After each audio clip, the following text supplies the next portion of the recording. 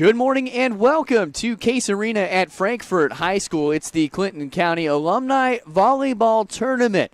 You are locked in live to the Hot Dung Network's coverage of this event on the ISC Sports Network. Up here in the broadcast booth, J.D. Arlen, joined by Sean Walker. And Sean, four very good teams led by some all-time greats in the Clinton County area. Yeah, it's awesome. I mean, you say all-time greats, but it's all-time greats in the last 20 years because obviously as we get older, unable to kind of participate, Frankfort alumni myself, I'm kind of pulling on the heartstrings a little bit, hoping Frankfort can somehow find a victory today and take this first match here against Clinton Central and maybe win the tournament. But I'm excited. A lot of familiar names over the years. ISC Sports, before that we were MTC Sports Productions, and we've seen a lot of these girls play through the years, and it's fun to see them come back and grace the court here. I think, interestingly enough, it'll be what kind of shape are they in, right? They've been away from the sport for quite a while. So interesting to see what we're going to get here, but it should be entertaining for sure. Everybody on the Frankfort roster from 2009 to 2019. So a pretty wide spread on that side of the floor. For Clinton Central, we range from 2005 all the way up to 2020. So this set of matches will be best 2 out of 3 sets. First 1 to 25. So, Sean, if I have that correct, no tie break. No tie break. And then the final set, if need be, would be just 15 points.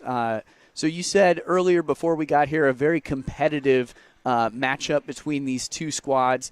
A lot of history, right, between these two programs? Yeah, of course. And between all 4 county schools, it goes back to the beginning of time. And there's been some great rivalries through the years.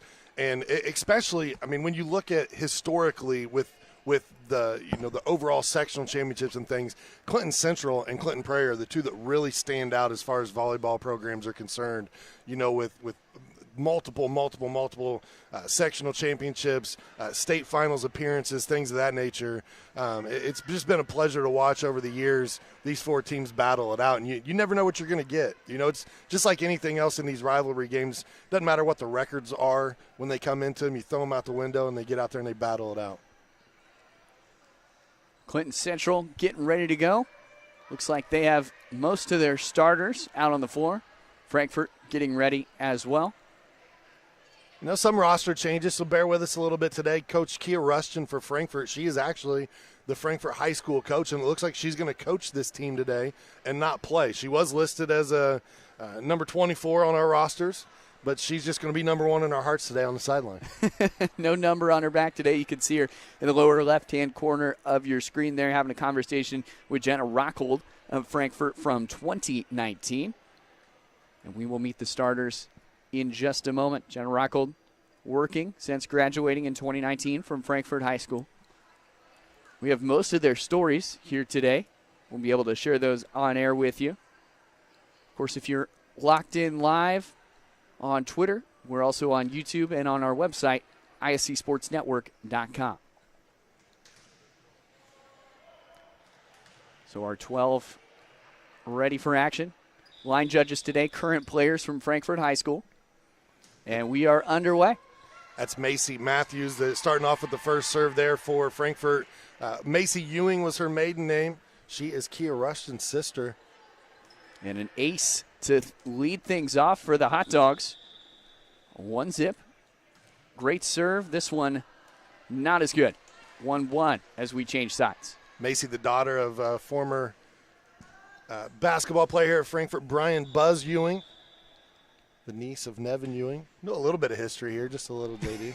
I could tell. Terry-Ann Schnott on the serve, goes out of bounds. Back over to Frankfort. And serving now will be Jacinda Perry.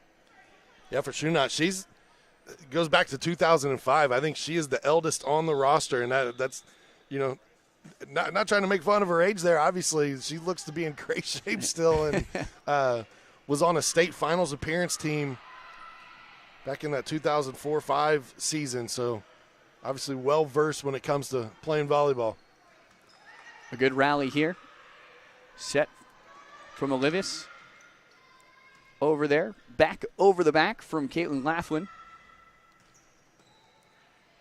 A great dig out, but not enough Frankfurt takes that point.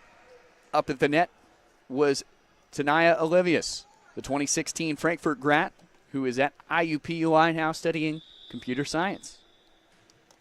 Yeah, she played her sophomore and junior seasons for Frankfurt and then tore her ACL in her senior year.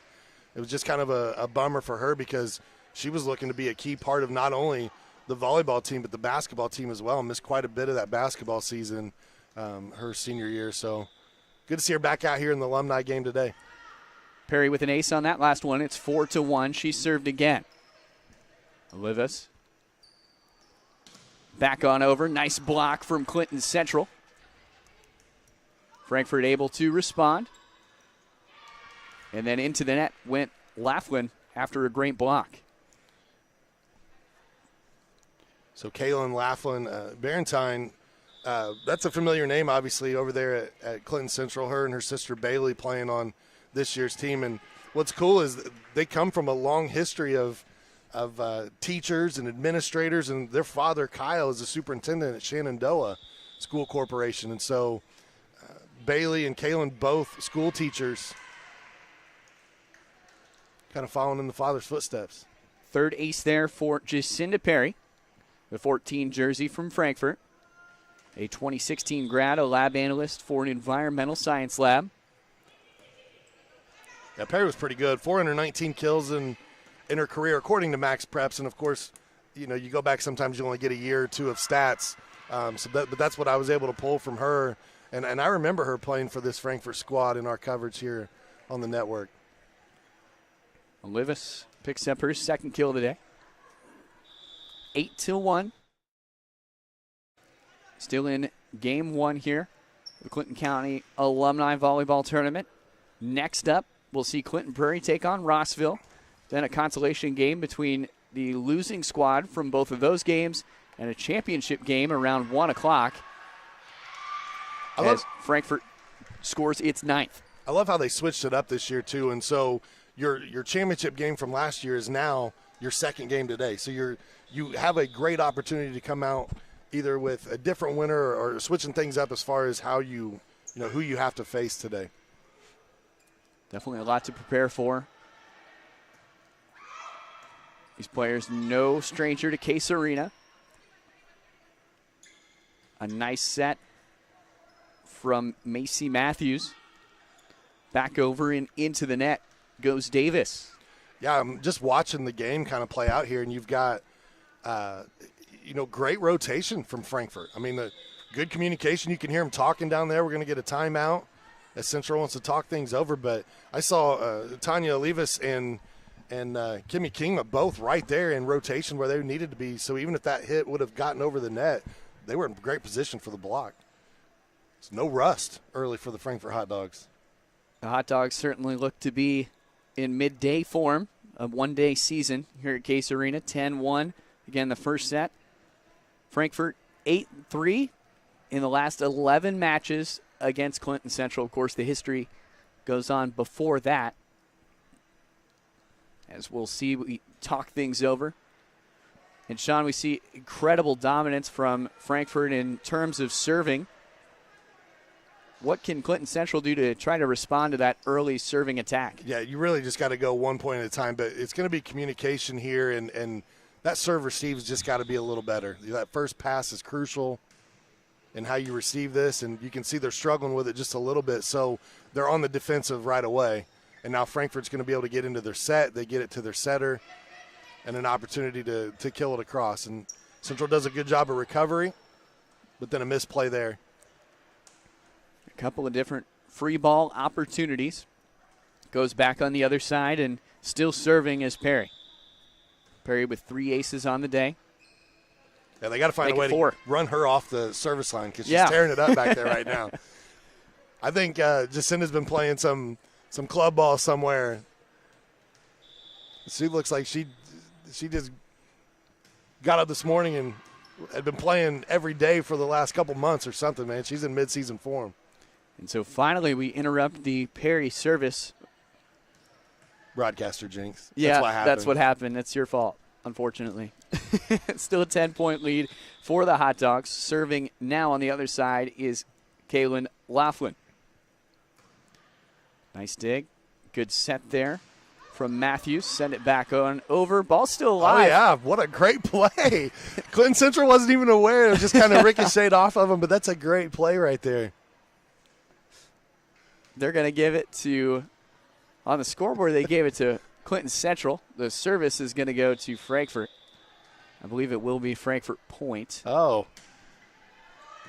Well, that's a bummer because, man, that sure looked like that was a live play. There must have been a whistle for a violation in there, which is maybe why they stopped and they were all chuckling. But, yeah, great job playing it across.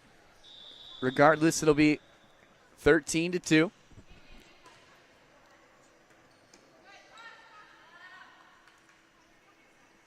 The best part about these alumni games is just, they're fundraisers. They're a great way to put some money back into the programs. Money for the host school in Frankfort as well, and a fun opportunity for the fans to be able to come back out or family members and see these girls grace the court one more time. Whitney Leach on the block, 15-2. Yeah, if you're watching from Clinton County and the surrounding areas, it's only a $5 entry fee to get in. A lot of volleyball left here at Case Arena. Still most of this one and 3 more matches to go. A nice set from Matthews. Back on over is the free ball. And finally, we're able to see Davis put it away. Jessica Davis had a couple missed opportunities and finally capitalizes on that one to get the service back to the green side. Yeah, that was a great hit. Took a nice line and able to find pay dirt there for Davis. You talk about the history of these two schools and, the 7 sectional championships for Frankfort over time. Their last one coming in 2009, so it's been a little bit. They've got some notable alumni. One of the good volleyball players that played at Frankfort was Heather Boots, and then I'm not sure what her married name is now, but the last I checked on her, she was the head coach at IUK in Kokomo, Heather Hayes coaching some college volleyball. Miscommunication there and goes back to the other side. As a matter of fact, IUK loves Frankfort grads so much that Eric Eckelbarger was a Frankfort basketball player, and now he's the head basketball coach at IUK. So they got 2 Frankfort alumni leading the programs over there. To hear that. It's probably why they're successful. What's the mascot over there at IUK? I knew you'd say, is it the Cougars? I feel like it is. Another little. You're going to make me Google it. It's too early in the morning for trivia, JD. I know. Coffee hasn't hit either of us yet. I got like 4 sips out of a cup. Kimberly Kingman still serving. 18-3. Collects the ace there. And this has been nothing but all blue all morning. For some of these girls, too, this might be their first look at Case Arena after the remodel. Coming back in here. I love what they did with the floor. Most of the bleachers have been redone, new fresh paint. It's got that new arena smell. Free ball goes on That's over. just the popcorn in the concession stand. I see. A great hit, but outside. And so it goes back to the Bulldogs. Subbing in for Frankfort is Avery Drew from the class of 2020, studying nursing in college. Well, Emily Shire was able to put some pepper on that one, but just a little long. And Jessica Davis will serve, an IUK grad as well with a nursing degree. Yeah, I've noticed. Just looking through the rosters for today for all 4 schools, a lot of nurses, a lot of teachers. And that's great because we need both, right? Couldn't agree more. Their most important jobs now today for most of them, though, is mom, right? Yes. They've seen a lot of that with mother of 3, mother of 2, mother of a son, got twin boys. You see, it's just really cool, man. Once kids graduate from high school and you start to head down your career path where things take you, and you build your life, you build your family. These dates are cool to be able to come back in and kind of relive the glory, Always good to be at Case Arena. Yeah, you see a lot of family members scattered around the audience on that lower floor. Always cool to sit in the lower bowl at Case Arena, one of the most historic gyms in Indiana. Almost an ace. Frankfurt not able to get it back, so count it. That was a great effort there between Tisha Lankup and Avery Drew. They were hustling on that back line for Frankfurt. Sydney Stover is the one serving, the one who just hit that ace. She's the assistant volleyball coach at DePauw University in Greencastle. The outstretched arm, Frankfurt gets it back. Stover gets it on over for the free ball. More pepper, out of bounds again. Yeah, Stover was Sydney Unger in her playing days when she was at Clinton Central. She was a part of 3 sectional championship teams, so definitely well-versed on how to win and how to get things done. That's a good-looking serve from her, too. You can tell she's still serving and peppering some balls at some college girls over there. Sean, my wife just texted me, who's a nurse, and said, yes, we do need nurses as well. There you go, see? So, yeah. I'm glad she's tuning into that. Yeah, for sure. That's an ace on over. How about the comeback for Clinton Central, 20-9. Stover still serving. Graduated Clinton Central in 2014. What is that, 4 or 5 straight points now for Clinton Central? You may see Coach Kia Rushton take a time out here in a minute. She's shaking her head down there like, come on, girls. Caitlin Laughlin the block. And you know what's great for Kia is she's been here long enough that she's coached many of the girls out on the floor today. So for her, it's no thing to just, hey, if I got to yell at somebody and get somebody's face, that's what we're going to do. That one, an unforced error into the net. And, yeah, she's coming on out to the court to say something to the team, get them fired up. Little hand clap, hollering at them. Little smiles, though. She's having fun. An ace in Stover, the secret weapon for Clinton Central that they unveiled at just the right time. It seemed like Clinton Central was really running away with it. Yeah, a bit of a timeout here, and her and Tanya Olivas are having a little bit of a chuckle there, and I believe Tanya's one of her assistant coaches here at Frankfurt. At least she was on the sidelines last year, so I'm sure she's coming back again this season. They're kind of hamming it up because just some missed plays. I think Frankfurt took their foot off the gas pedal just a little bit. They'll have time to correct that. Today's game brought to us by Healthy Communities of Clinton County. Healthy Communities of Clinton County Coalition, formed in 2006 as a partnership of healthcare providers, service care providers, educators, and community leaders who were interested in addressing issues of health in the Clinton County community. Now, over 15 years later, that coalition is still committed to making permanent changes by encouraging policy, systems, and environmental changes with a desire to always make the healthy choice the easy choice. Learn more at healthyclintoncounty.com. We thank our sponsors today. It is Game 1 of the 2023 Clinton County Alumni Tournament. Want to give a shout-out to Laura Archibald today, who is celebrating her anniversary. Normally she's up here in the booth on volleyball broadcasts in Clinton County, and instead today she's up in Michigan enjoying some time away. So good for her, but happy anniversary, and we'll see you soon, my friend. Summertime in northern Michigan. There's a song about that, if I'm not mistaken. There is. 21-12 after the timeout. Frankfurt getting it back together. Great serve to the middle of the court. Does he ever become like old man Rock instead of kid Rock? I don't know. Like, at what point in time do you take kid off? Kid off of it? It's about time, I'd say. Yeah, pretty sure. We're going to see a new service for Clinton Central. And I got to stop putting Clinton, or I'm going to say it 100,000 times. So we got a new service for Central.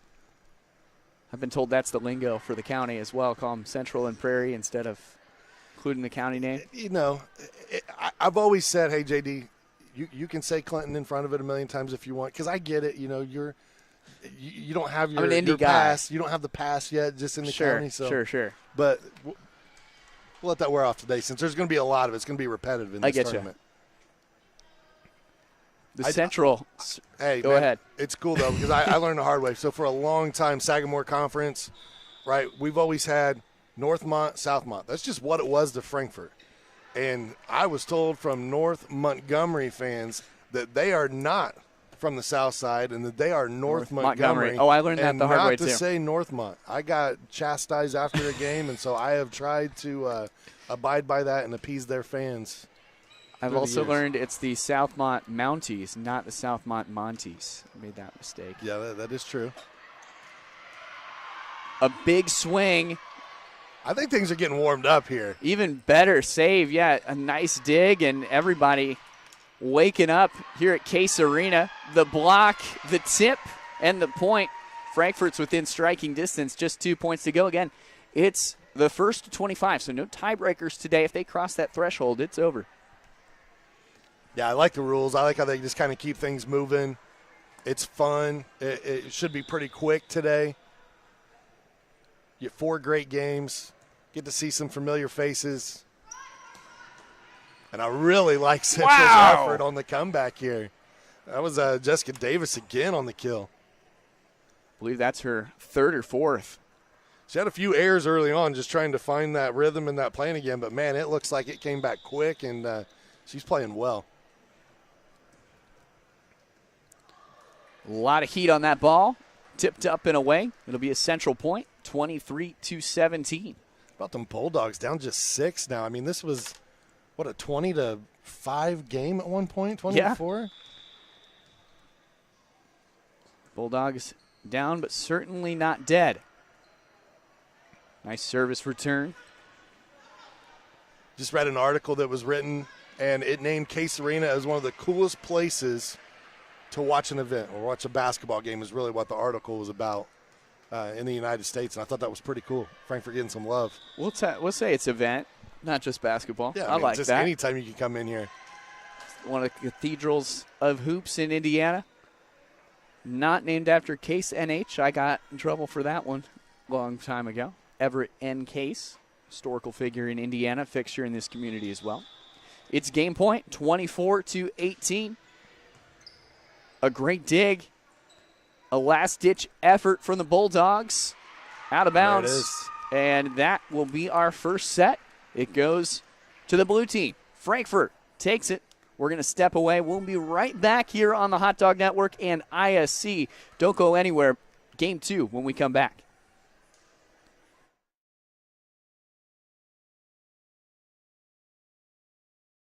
Finding affordable, quality reproductive health care isn't always easy. Did you know that there is now a family planning and reproductive health clinic in our area that is income-based? Services include Pap tests, breast cancer screenings, pregnancy tests, sexually transmitted infection and HIV testing, same-day birth control placement, filled prescriptions, and free condoms. Services are on an income-based sliding scale. Visit 1234 Rossville Avenue or call 659-6063 for more information or to schedule an appointment.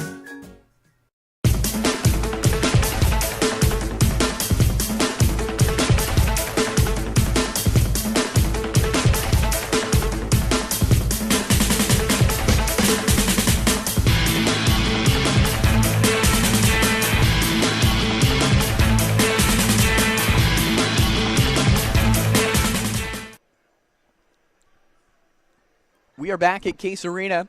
Set number 1 went to the Hot Dogs. You see them all smiles in the huddle.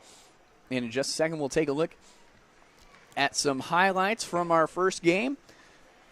We saw quite a few aces to start things off on the blue side of the ball. And then, Sean, how about the comeback from the Bulldogs? Got a lot of fight left in them. They really did. They played well towards the end of that set. But, kudos to Frankfort for coming out and kind of setting the tone. And I'm happy for Olivas. I mean, she obviously misses her senior season. This is a chance for her in an alumni game to kind of come out and not show what could have been, but just get her, get back out on the floor again and let it all hang out. And she was really instrumental in Frankfort's success there in game number 1.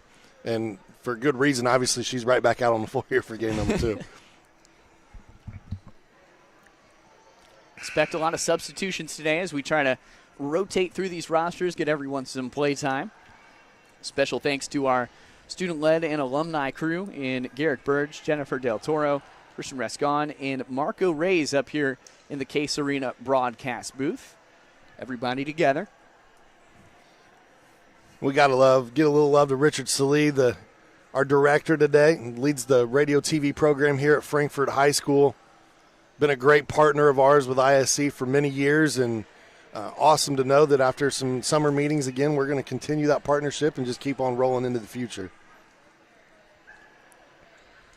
High school football begins in just 2 weeks, and we'll have, of course, a whole set of fall sports, volleyball, boys soccer. Do you think plethora is the right word? Because I'm looking at our schedule, and there are times where we have 5 or 6 football games live on our network. I'll call it a myriad. Okay. I like that word. Yeah, it's a lot.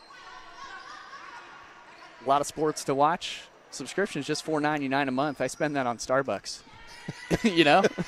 in one day. One day. Probably in just the extras, the froofy stuff you get on If there, you right? break that down, it's only a couple cents a day. We sound like an ASPCA commercial, but that's the direction. But the cool part about it is it goes back to fund certain things, obviously like future events, and then even our student training program, because part of what we do here to incentivize the kids at Frankfort that we work with is we pay them. They're being paid to be here today. They're not only are they getting hands-on experience, but they're getting paid, and it's really cool. Yeah, thanks as always to our partners at Frankfort as the alumni team rakes in its third point. Another kill by Tania Olivius, her fourth on the day. That 17 jersey, or jersey, should I say, shirt jersey. Yeah, there you go. Wow. Look at that placement. Killed towards the back corner. Got to love that hit. The art of war. Attack where the enemy is not. And that's what Clinton Central did on that. Able to put a lot of mustard on there. 2-1 the score. Service will go to the Bulldogs. Now, if I'm Coach Kia Russian, I know you were having fun in between games, but one thing I would have said if I was her, and I'm sure she did, is I'm glad you guys are having fun, but you got to go out and be aggressive here in game number 2, because Clinton Central was really starting to figure some things out, and if it wasn't for that early lead, Clinton Central just ran out of time. Obviously, they were making a nice comeback. And, of course, just best 2 out of 3, so do or die now for the Bulldogs. Hot Dogs have to keep the gas pedal on. We saw that early service attack, so it's a matter of how quickly can you get Jacinda Perry back to the line. Kingma. Wow. We said her name a lot during the high school years here at Frankfort. Great height, does a nice job offensively and defensively for Frankfort. You see her there in jersey number 23. And good to see her, playing well here today. I'm stealing your words now.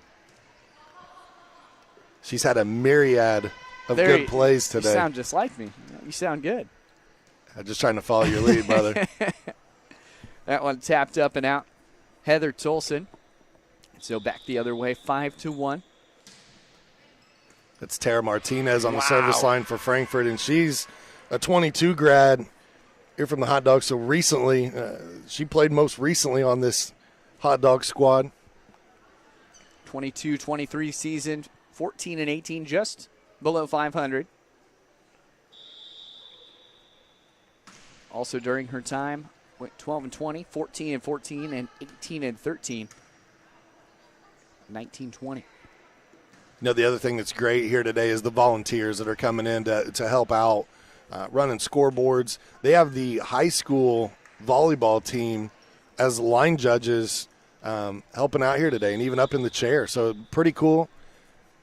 Frankfort's able to put this event on, and alumni are able to play, and the county comes together. Great dig. What a save. Terry Ann Schnott. Yeah, I'm pulling for her today, just being one of the older players on the floor. And I'm trying to say that nicely. I mean, I'm the oldest guy up here in the broadcast booth, so I feel like I've got a little ground to stand on, right? That'll count. She's the last-second addition to this team as well. She's also wearing my number out there today. 12 was my number, so What did the Sean Walker 12 jersey do here at Frankfort High School? Played a little baseball back in the day. We played basketball up through our freshman year, and why am I saying we? It's like there's more than one of me. That's probably true. Yeah. Then I came in and group of guys I hung out with, we developed the front row rowdies and really just kind of started a nice student section here at Frankfort. And man, we loved it. We had some great basketball teams. Great save. by the Bulldogs. The placement getting a little sharper for Frankfort, as you see there. Tania Olivis fired up. Her and Perry, man, they're having fun over there. And not so much a strength hitter, but smart with the placement, putting it exactly where they're not. And there's some strength as that ball is all the way in the upper deck of Case Arena now. Get a replacement. Gonna need a new one. Hope you brought your baseball glove if you're out here. I would say you get to go home with the collectible today, but probably not. Probably not.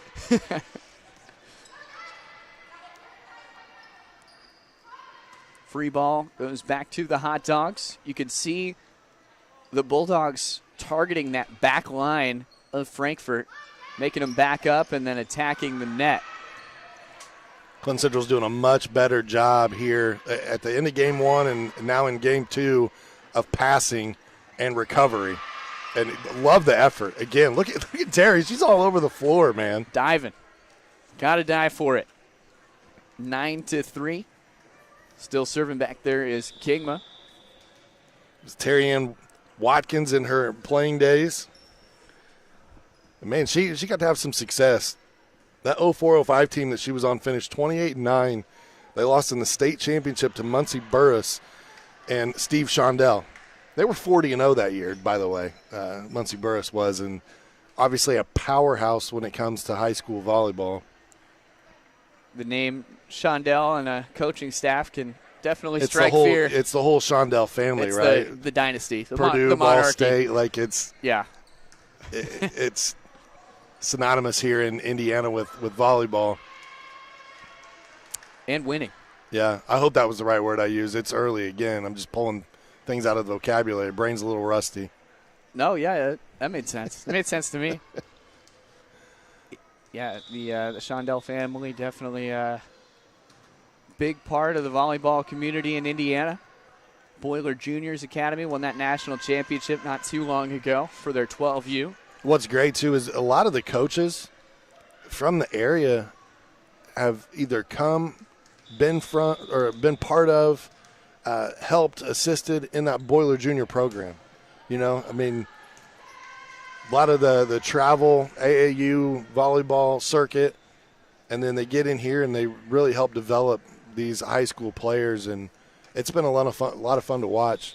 You know, on a side note, you really can't talk about Clinton County volleyball without mentioning Connie Garrett. I mean, she's just a legend.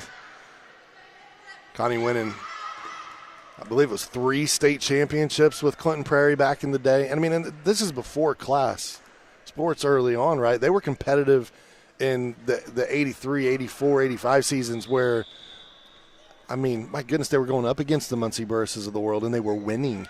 And it's amazing that a school that size, that small, was able to compete with the big schools and come out on top. Great documentary about her, by the way, on the ISC Sports Network, that $4.99 subscription you were talking about earlier will gain you access. And if you mention Connie Garrett, you got to mention Linda Barnett at Clinton Central, because a legend in her own right. A lot of the times they would battle back and forth, and sometimes Linda would get the best of her, and sometimes Connie would get the best of her. And they admit in there that they had such a rivalry that they really didn't like each other until after their coaching days were gone, and now they're like really good friends and hang out and have nothing but nice things to say about each other. But there's 2 pretty infamous Indiana college basketball coaches that are the same way. So Linda coached volleyball and basketball at Clinton Central, and Connie coached volleyball and basketball at Clinton Prairie. And you went from one season of rivalry right into the next, and a lot of the same girls from small schools obviously playing in both sports. And I remember Linda telling a story. She was like, one year we only lost 3 games, and by golly, all 3 of them were to Clinton Prairie. You know? The Corn Bowl in football, definitely a good rivalry between the 2 programs across all sports. 14-7. See the placement getting better. Everybody sharpening as we wake up in Clinton County. This one over and just outside green team gets that ball back. Yeah, looking forward to a full fall of sports. I mean, obviously covering things all over the state of Indiana, but we still have a hyper-local focus here in Clinton County. We have a full slate of games headed your way from Frankfort. Clinton Prairie will feature Clinton Central and Rossville as well. Just excited to continue to bring sports from the arena to your homes for those that are unable to make it or that go home and want to just rewatch. That $4.99 subscription gets you access to over 4,000 high school events. Yeah, it's amazing. In 2009, I don't think we ever knew what we were getting into. And now it's 2023, and, you know, it's just a full-blown traveling circus most of the time, JD, and I'm glad you joined our squad and you're part of that. Started freelancing, calling games here at Frankfort High School for Greg Rakestraw, and then got picked up full-time in the winter. It's been a lot of fun. Called a women's basketball game with Doug Wood my first week. There you as go. a full-timer. Quarterback of Frankfort, for those who are unaware. Hot Dogs begin their campaign in less than 2 weeks, 13 days from now. Well, that was a knuckleball of a serve that time. Another ace for Sydney Stover, her third. Again, the assistant volleyball coach at DePaul University. You know, you see some of those last names that are just synonymous with the schools, and Unger's one of them. When you hear the last name Unger, which is what Sydney's maiden name was, you think about Clinton Central area families and, you know, the players that came through or participated and went to the schools out there. And then, you know, you look over at Frankfort, and it's kind of the same thing with Kingma. You know, Kimmy Kingma, her dad was a basketball player here back in the day. DePaul, by the way, finishing 9-16, but 3-4 in conference last year.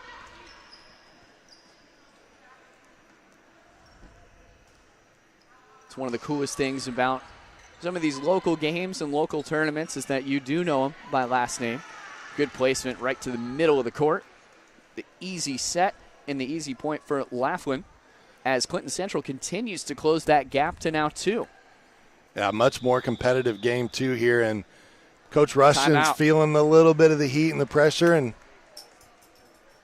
she's going to take a timeout and have a discussion here with a 2-point lead. Today's game brought to you in part by Ardente Dental. Ardente Dental offering high-tech dentistry with a personal touch. Their team are all trained and knowledgeable in all the areas of dentistry, believing strongly in continuing education to provide patients with the latest technology and techniques. They look forward to providing the highest quality of dentistry achievable, not only for you, but your family and friends as well. Check them out. Visit ardentedental.com for more information. Ardente Dental, healthy smiles start here.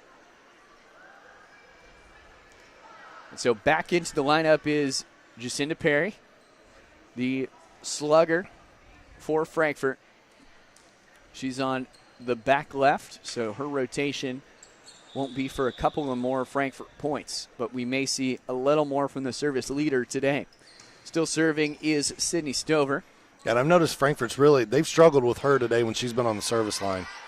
When Stover's serving, that seems to be when Clinton Central makes a pretty good run. And that's when you've got to tighten things up and make sure you can keep her on the service line, just like they did there, because this is the best opportunity for Central to score points. 15-14. Clinton Central trying to equalize this thing for the first time since it was 0-0. Tania Olivius back on over. A lot of mustard.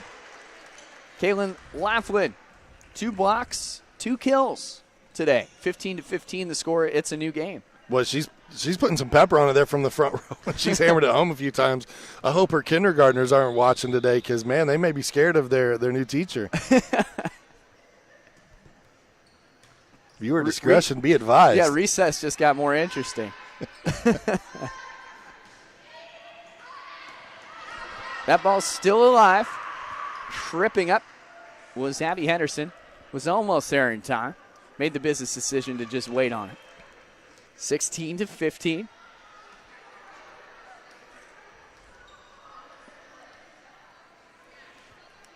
Abby was an Unger as well, and it's her maiden name before married name Henderson.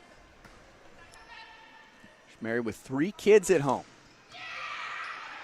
A great block from a pair of hot dogs, and then an even better kill to end the point, 17-15. That was Whitney Leach. She's got great length.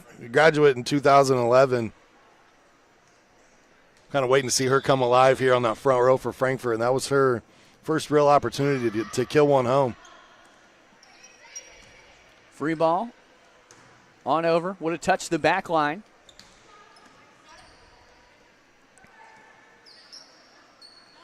A really accurate, great job. Really accurate hitting percentage for these hot dogs. Of course, we don't have live stats here or anything of those sorts, but it's got to be.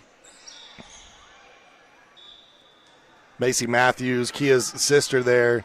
She's done a nice job setting today, and a little quick set that time and found open spot on the floor, and that's how you win the game, right?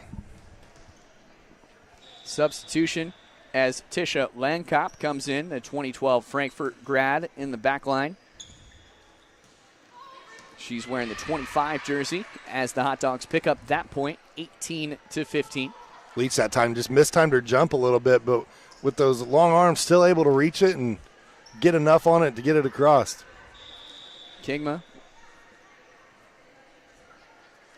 with a pair of aces, subs out. Tara Martinez, who got an early ace in the first game, a 2022 recent grad of Frankfurt High School.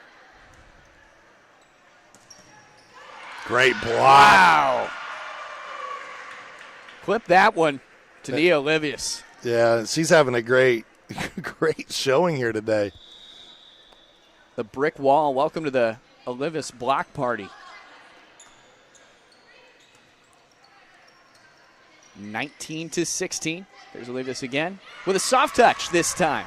Definitely the MVP of this squad today. Yeah, she's played really well, and I'm so happy for her. I really am. It's, you know, you can't imagine missing your senior year. And, you know, some of these students or former players here, they missed 2020, right? I mean, yeah, 20 that shut things down and were unable to participate. And I can't imagine what that year was like. I can't imagine, you know, an injury-riddled year when it's supposed to be your time to shine on the floor. And so I'm happy she's been able to come back out here and have a nice game today.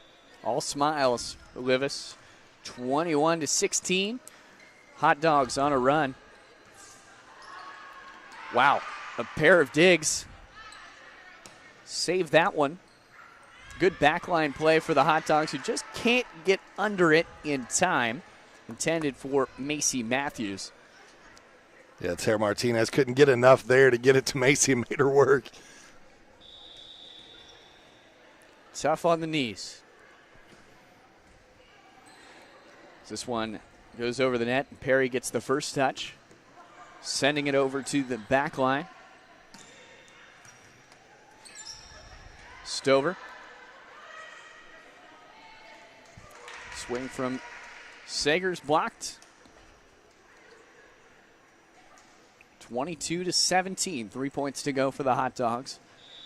Yeah, for Frankfurt, I think crucial, obviously, here. Get these 3 points and try to get out of here with a first match win and go rest up for that championship round. Olivis is the one to pick that one up. If I just keep saying her name, got a pretty good shot that she's the one scoring points in this set. Kingma still on the line to serve. Give her another ace. Able to put that one home. It is match point. Again, bets 2 out of 3, first to 25. Even if we were playing standard rules, that wouldn't matter. Listed as Kimberly on the roster, but it was always Kimmy. And you know, back in 2019 when we were calling her name. So she may want to graduate to Kimberly. I don't know. So I apologize if the Kimmy moniker has gone away. And it looks like just a miscommunication there. And so now it's going to be break point for Frankfurt, to borrow a tennis term. Heather Tolson serves it up. collects the ace. 24-19. What a run it would be for the Bulldogs. Right? It's a straight through to 25. Why are you trying to jinx us? What are you doing? Got nowhere to be. There it is. There it is. Great placement down the line, and that'll do it. Frankfort onto the championship. Clinton Central onto the consolation match. The Hot Dogs win it 2-0. Sean, a dominant performance from Frankfort, but Clinton Central didn't make it easy for them. They didn't, man. What a lot of fun. That was pretty good volleyball to watch, really. I mean, you got a bunch of girls and women out there on the floor that probably haven't played in quite some time, and they made it entertaining for sure. So happy to see we got through that. Nobody got hurt, and we had a nice first game. Congrats to Frankfort. We will take a timeout up here in the broadcast booth, about 15 minutes as we let our next team warm up. And then when we come back, we will have our next matchup. That's Rossville versus Clinton Prairie, last year's championship match, this time in the first round. All that and more on the Hot Dog Network and ISC on the other side of this break. We'll be right back. This is your IHSAA. This is your state. This is your high school. This is your athletic association. Fans, I'm IHSA Commissioner Paul Knighty, and we're here to make sure that all of this remains yours. This is your state. This is your community. This is your IHSAA. I brought you a present. A book. Follow the adventures of the Ardente Dental team as they fight cavities, gum disease, and create beautiful, healthy smiles. Inconceivable! Hello, my name is Dr. Snyder. You cause cavities. Prepare to die. Inconceivable! To make your smile look straight and fine, our braces per month are just $1.99. Inconceivable! You keep using that word, I do not think it means what you think it means. Have fun at Ardente Dental. Some people see a huddle in the locker room. We see a second classroom. Some see a student athlete on the court. We see a future leader in the community. You see, high school sports in Indiana are special. That's because they're about learning and growing, not just winning and losing. Fans, I'm Commissioner Paul Knighty. Support education-based athletics in Indiana by buying a ticket to your high school's next athletic event. Many communities in rural America are often overlooked as underserved. These communities are being left behind due to lack of internet and access to state-of-the-art technology. That's why Mulberry Telecommunications provides rural broadband services and technology and is growing their presence in north central Indiana. Because every community deserves infrastructure and beyond. To learn more, contact us today.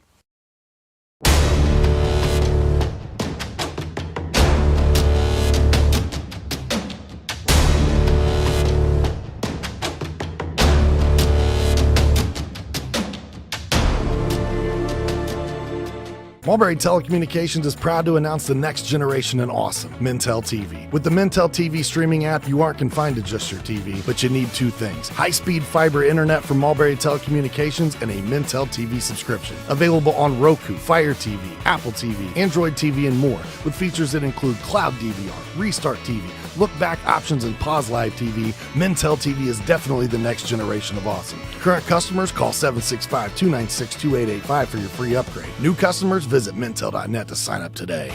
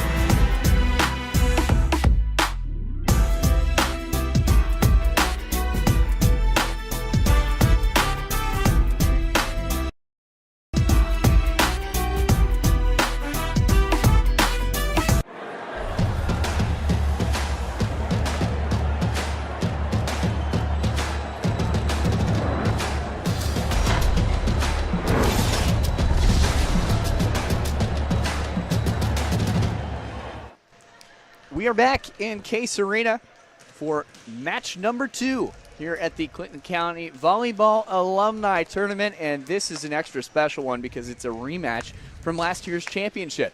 On the left side of your screen in red, Rossville taking on defending champ Clinton Prairie. If you missed it already, up in the broadcast booth, J.D. Arlen alongside Sean Walker. Sean, a great event. We saw some really good volleyball in the first outing today. We did. Proud of my hot dogs getting game number 1 There you go. there and moving on to the championship round. But I'm going to be honest, as a fan of sports and a broadcaster, this is the one that I circled and I was looking forward to the most because it's a rematch of last year's championship game. And there are a lot of familiar names that were really good players in the last few years. There's a handful of McGills on one side, and then there's a lot of names on the other. If you say Wilson, you'll probably be pretty close for Clinton Prairie as well. But it's going to be awesome, man. I'm looking forward to this one a lot. We saw a lot of strength in warm-ups. Everybody looks like they still play for their alma mater. And so we will see how this one shakes out. Yeah, we thought we saw a couple of big kills in that first game.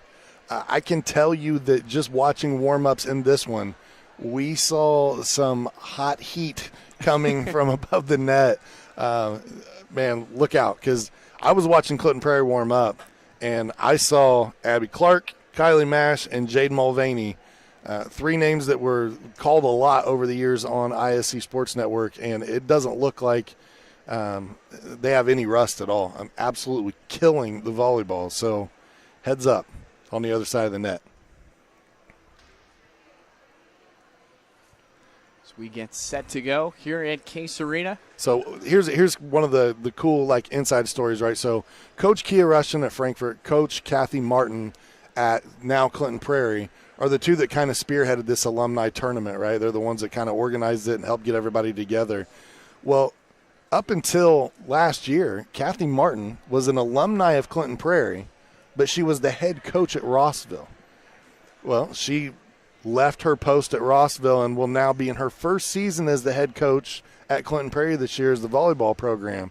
But last year, she said it was kind of tough, I was playing against my former girls I had coached and my friends over at Rossville, but by golly, I'm a Clinton Prairie alumni, and I believe go for red, right? And so she's like, for one day, I had to they were my enemy, and I had to put that behind me. Well, today she gets to feel a little easier about it. She'll be able to go out and play and participate and fight for her Gophers all the way, and I'm sure she'll have some good conversations before and after the game with some of her former players over there. Really cool rivalries when everybody's so close in an extremely close-knit county. This is, of course, the 4 main schools in the area. And we see our first look at some of the starters for Rossville. Making an appearance, Lacey Starkey, Maddie McGill, and Carrie Beasel out there for Rossville. Yeah, for Rossville, when you look, literally, you have, 3 McGills, a couple of Coopers. I mean, really, if you just say those 2 names today, you've got a really good opportunity of being correct.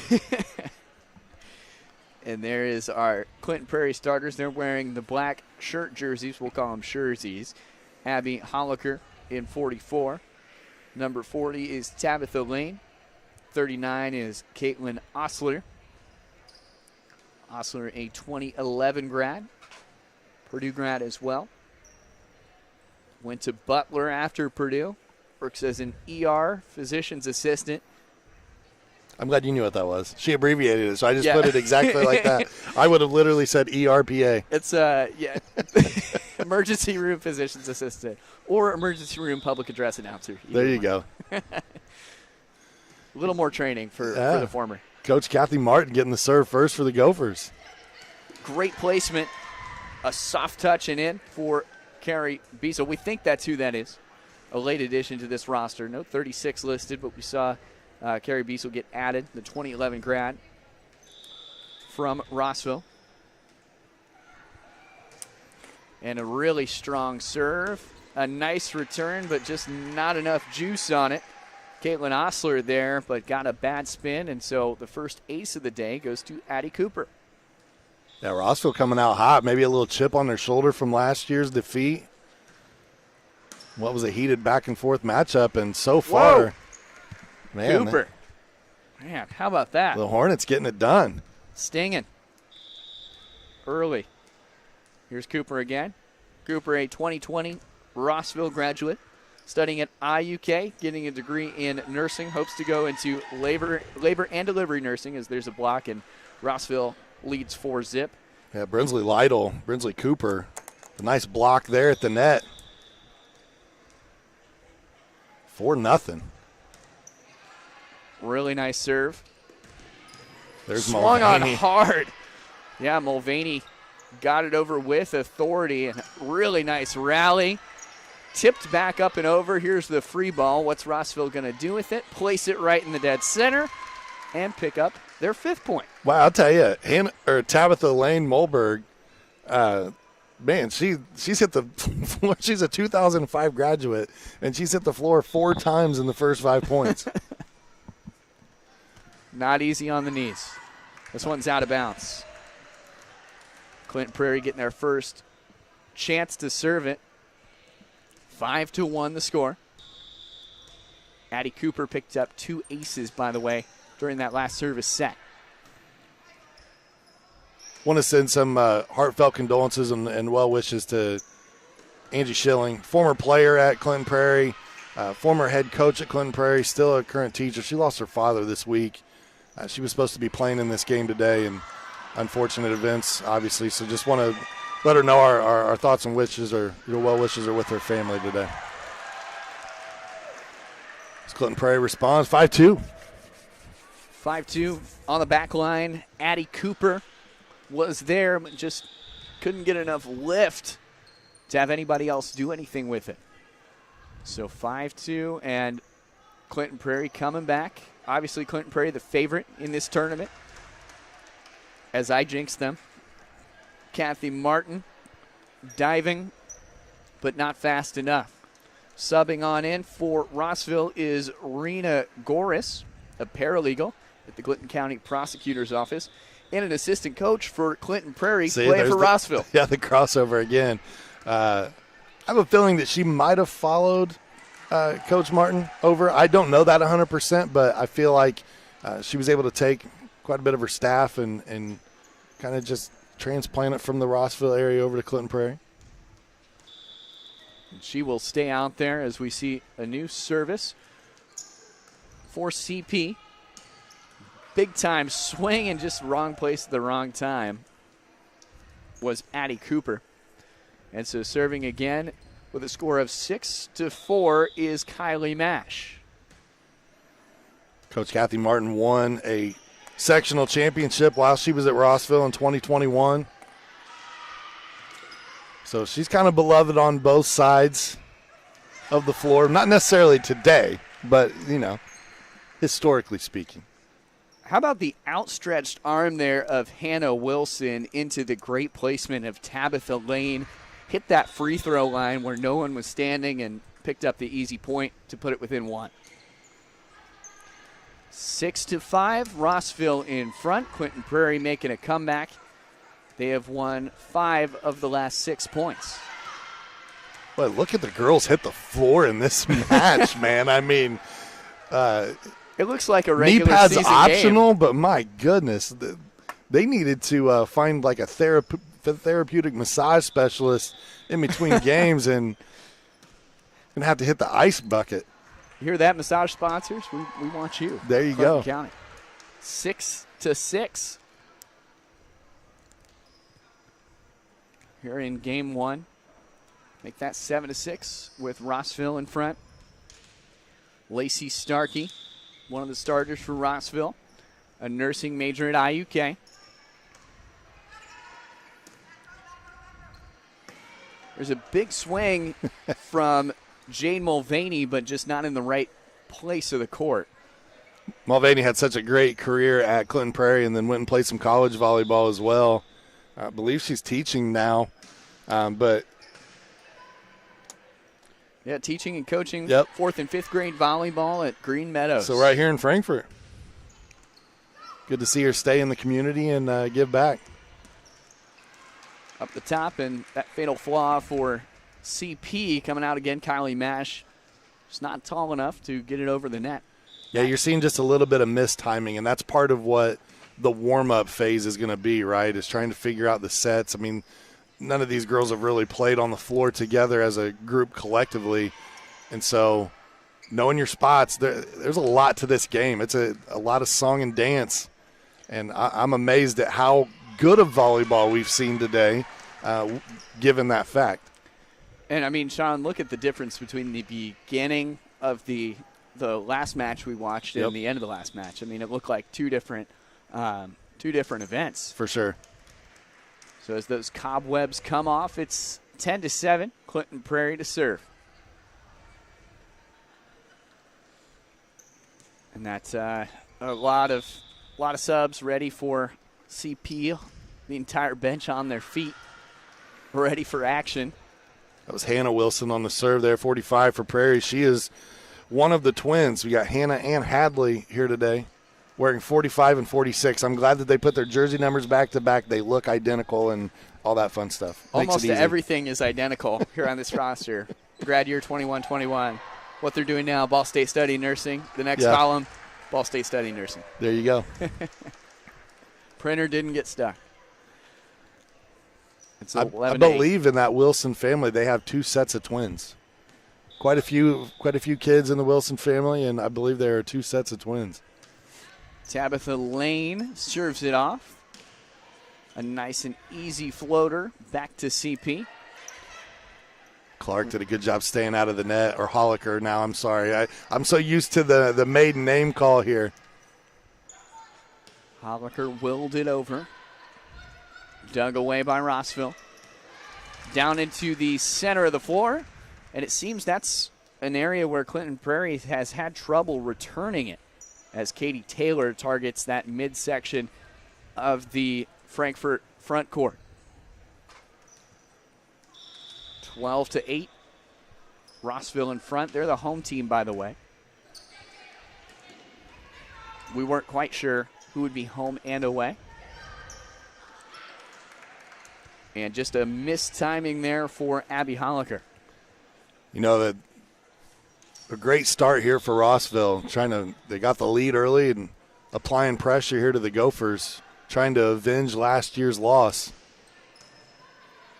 and propel themselves into that championship game. Winner of this one to play the host school, the Frankfort Hot Dogs. Consolation match, a very tough Clinton Central team. 13-9 as a sub is made. Coming on in is Kaylin Osler, who started in this game. Purdue nursing grad. A graduate of Clinton Prairie from 2011. Couple of sets. A little miscommunication. No one sure who that was to. So it goes back to the Hornets, 14-9. In for Rossville is Katie Taylor.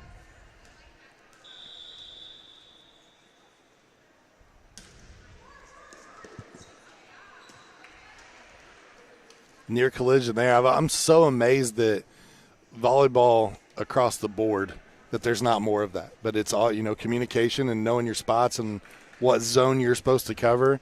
But as somebody just watching, obviously I never got to play this sport competitively. I'm just amazed that there's not more collisions as you're converging on balls. Well, imagine, as somebody that played baseball, you did. Imagine a whole bunch of outfielders playing the sport. I mean, there'd be concussions in every set. Yeah, I mean, there were plenty of times where you called for it and someone else is calling and you're both calling and you're trying to call each other off, and next thing you know, there's a collision. So, glad to see that they're able to avoid collision. Serving on up for CP is Madison Wilson, who in her playing days was Madison Ramsey. A production lead at Bayer, a married mother to 2. And now Addie Cooper, who started us off, will serve for Rossville. Another super quick one down the line. Cooper has perfected getting it just over the net, making a really tough return. Diving in, no dice. Good backspin on the ball. It almost was like a changeup, just kind of floating in air for a moment. Maddie McGill was trying to get there. She could see it coming, but it looked like the brain and body were on two different levels right there. The brain was saying go and body was saying no, and just couldn't get there in time. Rossville gets the ball right back the next point, 17-12. Hornets in front again today. First to 25, best 2 out of 3. Final set, 15 points. That's standard across volleyball, but no tiebreakers today. You win by 1, not by 2. This one, free ball on over from Tabitha Lane. A block there for Kylie Mash, I think, yes. Yeah. So they'll give it to CP, and Mash will be the server. So Mash had a nice playing career at Clinton Prairie, playing multiple sports. But she also graced our airwaves many times and earned a top spot on SportsCenter with a kick save back in the day. So we have a nice plaque hanging in our ISC headquarters of that kick save. Little screenshot of the play. I believe it's also featured in some of our advertisements as well. Yeah, probably a few times. Kylie Mash wearing that 41 jersey in the back right of the court. That's the top right of your screen. She's still going to serve. 17-15 as CP makes a comeback. It's within 2. Here's the serve for Mash. Cross court to the middle. A big swing right to that middle where CP has had trouble defending. How about the almost wordless communication? These girls just remembering their schemes from high school. And wow, that ball is still alive. What a rally this is. It's a great play. I lost count of there for a minute. I was thinking it was 4, but Mulvaney digs it back out. This one's out of bounds. Mash too strong. that was probably one of our longest points of the day. You can see it's definitely getting competitive out there. Girls are starting to get loose. It's going to lead to some entertaining volleyball. This one up and over, blocked. Point Rossville. They're in time with a nice read on it. That was Emily Martin there in the middle. Emily Lopez now. Yeah, sorry. Yeah. Your pharmacy tech at Holden Pharmacy. Married to the love of her life, she says. A first-time homeowner, future dog mom as well. Pretty cool description there. Yeah, for sure. And, you know, the thing about it is like, thanks a lot for making me feel old, because it says grad year 2015. And I feel like I was just calling her name a year or two ago. And that's how quickly time flies as you start to get older. It's been 8 years since she graced the court at Rossville. Double the time she was in high school, she's been out of it. 21-15. Said by a guy who's young enough to be my son. I graduated 2 years after her. How about that? Yeah, exactly. From that small school on the northwest side. I'm still young at heart. That's what matters, right? Yes. Definitely. Young to us. Hey, there's no cameras on us today. That's a good thing.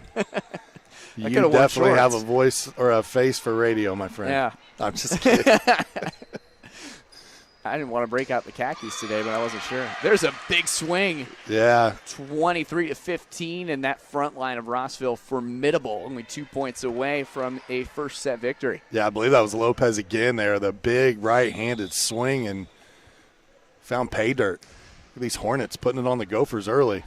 Ace to bring up set points. Everybody trying to stay calm. Serving it up is Katie Taylor, a sophomore ag econ major at Purdue. Sends it right to the middle of the floor. Set on over. The free ball. Top side, blocked away, staying alive. What a play. How about this point? Still going. Quick and easy ball. Oh, beautiful. There it goes. Emily Lopez ends it. And so that will be our first set, 25-15. The score in this one, the Hornets win it We will be right back on the Hot Dog Network and ISC. Don't go anywhere. The second game of this second match of the day when we come back. Why are interscholastic sports called the last classroom of the day? Because they teach students important life lessons like teamwork, accountability, and perseverance. School sports are so much more than a game. They're about developing the whole person. That's why they're an essential part of every student's education. Encourage your student to participate in the last classroom of the day. Interscholastic sports in Indiana. This message presented by the IHSAA and the Indiana Interscholastic Athletic Administrators Association. Finding affordable quality reproductive health care isn't always easy. Did you know that there is now a family planning and reproductive health clinic in our area that is income-based?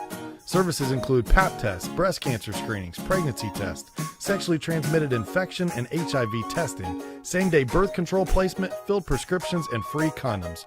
Services are on an income-based sliding scale.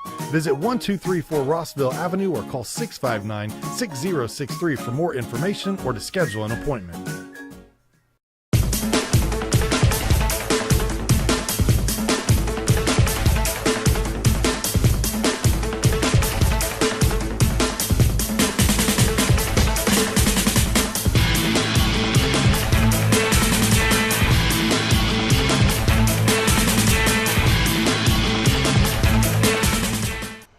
We are back at Case Arena. It is set 2. Rossville took the first one 25-15. So only one set stands in their way of an appearance in the championship, back-to-back years in the championship. A lot of long points and really cool rallies in this one. And, Sean, what did you like from the Hornets? Man, I love the effort. Really from both sides. You see, even in the highlights here, a lot of girls hitting the floor. If you think this doesn't matter to them, you're crazy. If you had to say what's the biggest rivalry out of the four teams, if you go back in history, I would say Clinton Central and Clinton Prairie. But if you go over the last 10 years, 15 years body of work, I would say right here on the floor right now between Rossville and Clinton Prairie, these two teams, they want to win. They want to beat each other. They want them bragging rights. Katie Taylor put that one away quickly, the 2015 Rossville graduate. 2 early points for the Hornets. Serving away is Casey McGill. Yeah, Rossville really attacking today. I think early on they came in, they smelled a little blood in the water, and they've been feasting ever since. I think these girls have been secretly meeting up for the last year, like playing some competitive volleyball against each other because they look like a fine-tuned machine out there. Some secret practice going on. Right. Casey McGill, 2 aces. And that one's out. So 3-1 the score. Clinton Prairie getting their hands on it for the first time this set. It's do or die for the Gophers, who hope to force a third set to 15, and it's first one to 15 if they do get that far. Serving is Tabitha Lane, a 2005 Clinton Prairie grad. Blocked away, Kylie Mash. Kylie turned around and flexed a little bit to the teammates there as a fun celebration. It's great. Everybody getting into it. 41 Scherzi in Mash up front and center. Great dig, great save, almost a free ball over, but not enough lift. Did Kaylin Osler get on it? Coach Kathy Martin, man, she might need an oxygen tank after this one. One of the elder members on the team. Still a lot younger than me, but one of the elder members out there today. Great ball over the back shoulder on both sides. Huge swing, dug and saved by Osler. Blocked, and it'll be a point for Rossville.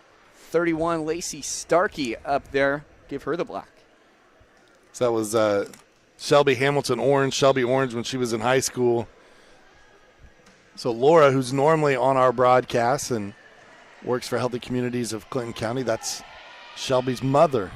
So there's a tie there. Laura played at Clinton Prairie. Shelby played at Clinton Prairie as well. This one just overhead a little bit. She was a late add to the roster when Angie Schilling was unable to play today for obvious reasons. Shelby stepped in and was added to the roster. 6-2 in favor of the Hornets. There's an ace for the lefty.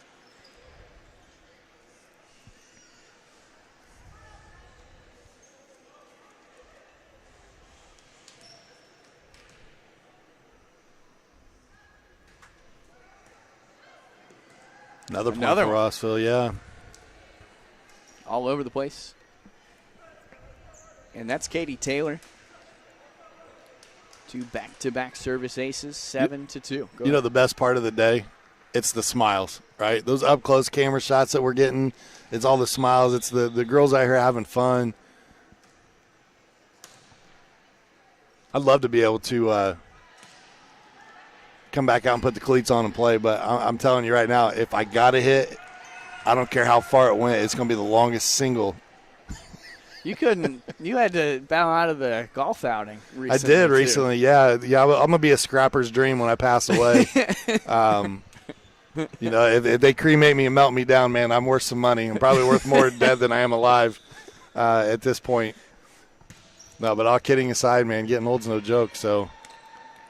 Everybody looking in I think high school shape. I pulled a hamstring just coming here thinking about playing, these girls playing today. That'll be a net violation, and so point Rossville, 8-3. Coming in to serve it is Rena Goris, a 2009 Rossville grad.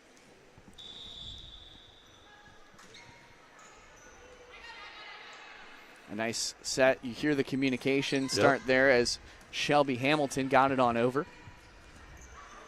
Touch there, saved by an outstretched arm of Lane, but just not in time. It's 9-3. Well, Lane, she's been everywhere today. 2005 grad, and, she looks as physically fit as they come. She's ready to roll out there today. Really nice placement. Made it seem like she was going to give this big swing and then just put it right where they're not. The great touch from Emily Lopez. Rossville's got their eyes on that championship game. 10-3, picking up steam. Hornets energetic, ready to go. After this one, we'll take a quick break and have our consolation match, followed by our championship here at Case Arena on a beautiful sunny Saturday morning. Been a lot of fun. Looking forward to the high school season getting started. A lot of previews on, football teams and Friday Night Frenzies and things that the local news outlets are doing. I love it. Excited to get back and watch it. There's just nothing better, in my opinion, than, high school sports, college sports. Those are two of my favorite things to watch. I think it's the purity of the game. The college game will probably change a little bit with NIL money being thrown around and on the table. The big 18-10. There's just something about a young athlete playing for their teammates, for pride, for themselves, their family, their community. It's pretty awesome. If you want to see some of those previews of high school football, we've got 10 local teams on our website for absolutely free. We put that on our Twitter and YouTube page as well. Some of those highlights include Carroll, North Miami, Kokomo, Taylor, Tri-Central, Western, and others. You can get that on iscsportsnetwork.com, as well as on Twitter at ISC Sports Network and ISC Sports Network on YouTube. Into the game, there is Hannah Castillo. Yeah, so that's Tabitha's sister. Hannah was an assistant coach for Clinton Prairie at one point in time, and a little late arrival to the sidelines today, but Coach Kathy Martin saw her standing over there and just literally ran off the floor and pulled her onto the floor. So no warm-ups, no stretching, just get out there and play. It's like every fan's dream to be pulled into the game. Yeah. There's a quick ace, 13-5. Yeah, I can tell you, just breathing heavy. I remember playing in a Y basketball league, maybe 10 or 12 years after I graduated. I might have been 30 at the time. And it was like 2-minute spurts of we're going to play hard for 2 minutes because it's, full court. Sure. Where you out? Half court's one thing. Full court, it was like we were subbing people out, and we're trying to sub somebody in. They're like, no, I just came out. I can't breathe. Gassed. Realized our roster wasn't big enough. Deep roster for Clinton Prairie. Good hustle. Got 5 available players standing right now. Still wearing a jersey is Kathy Martin, who's a Bill Russell type today. His player coach. 16-5. Another quick ace out of the gate for Carrie Biesel. Yeah, and timeout on the floor.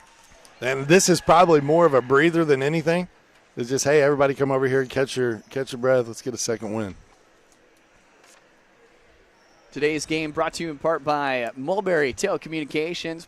Mulberry Telecommunications currently offering service in Mulberry, Dayton, rural Lafayette, rural Frankfort, and other communities in Clinton and Tippecanoe County. Coming to Carroll County soon. That is right. No one knows it better than Sean Walker. If you find out your neighborhood has Mintel Fiber, visit mintel.net to get started at Mulberry Telecommunications. It's the best gig in town. Why don't you tell us a little bit during this timeout about what Mulberry Telecommunications has been doing, Sean? Oh, my goodness. So we're putting fiber everywhere is basically the gist of it. A lot of fiber going in the town of Flora, Bringhurst, Cutler, the surrounding rural areas there. We finished a project in Piermont and the rural area around Piermont here recently. And just there's a lot of government funding going around, which is helping companies like us get to homes where you may travel a mile and there's only one house. And what people don't realize is the cost of putting that fiber in per mile is around $40,000. So if you take fiber to one home and they subscribe at a $50 a month package, you're never getting your money back, right? And so it's part of America's broadband connectivity program, wanting to make sure that everybody has access to it. It was highlighted during COVID when everything was shut down, and you've got kids at home trying to learn, and they don't have adequate internet. And so it's been a key focus for Mulberry is to try to serve those that are underserved, and that's what we're doing. And as a co-op, you want to sign up. You become an owner of the company from day one. You're a member. You're treated with respect. You can come in and talk to me pretty much Monday through Friday, 8 to 5.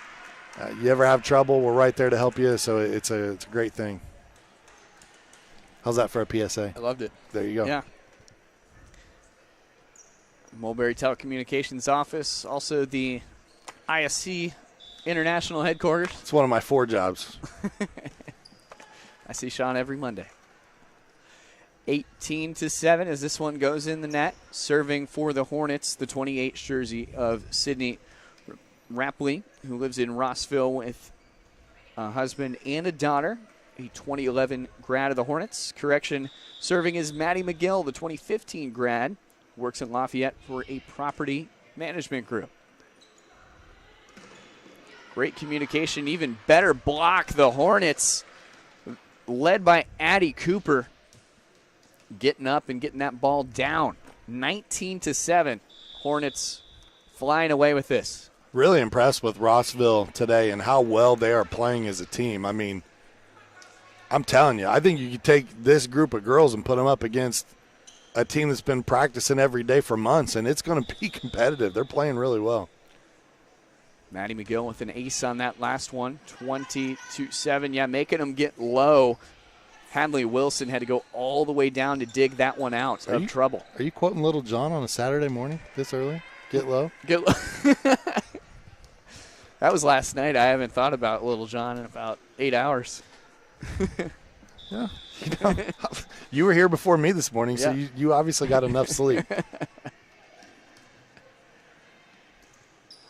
Always a good Saturday morning for volleyball. I was going to say that could have been trouble there. That was, a lot of spin move action. Great play. And just off by a couple of inches was Maddie McGill, who has a little trouble getting up. She's like, that one hurt. Took that one in the thigh. She's going to stay in. Yeah, you can see the red mark there. Can't feel good. on the newly renovated Case Arena floor. Cooper sends it on over. That's a point for Rossville, who are 4 away.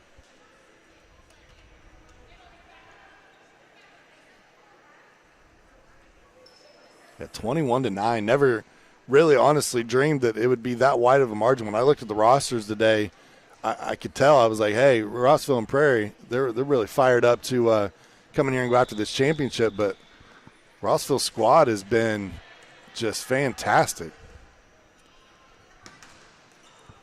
Rossville very dangerous at the net. You got to go farther over that three-headed monster of Brinsley, Little, Addie Cooper, and Katie Taylor up front. It's been nothing but trouble for Clinton Prairie. 22-10. CP finally getting the chance to serve and make some substitutions. On in is Hallie Wilson. And back in is Jade Mulvaney.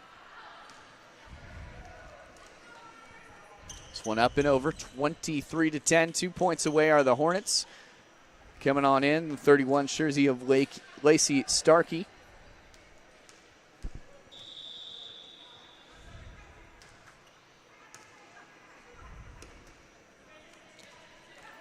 And there we go, the response of CP trying to get a little higher and over that front attack. You see how fired up Maddie McGill is, man. She is fun to watch, man. She's been having fun since warm-ups, and the miss hit there, she's like, I hurt my thumb. She's landed on her leg wrong. You can still see the red. She's got her rings on, too. Yeah. That's got to be different playing with those on.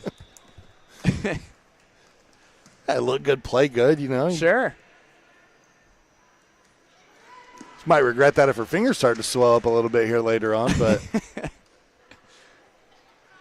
24-11. It's match point for the Hornets. I love it too. Look at the chatting at the net there. Addie Cooper, who started us off, will close things out. At least that's what Rossville hopes. This one up and over. Hits the side of the net, so it's still legal. And now Rossville will have to break point. Kylie Mash to serve. No pressure. Abby Holliker in for the Gophers.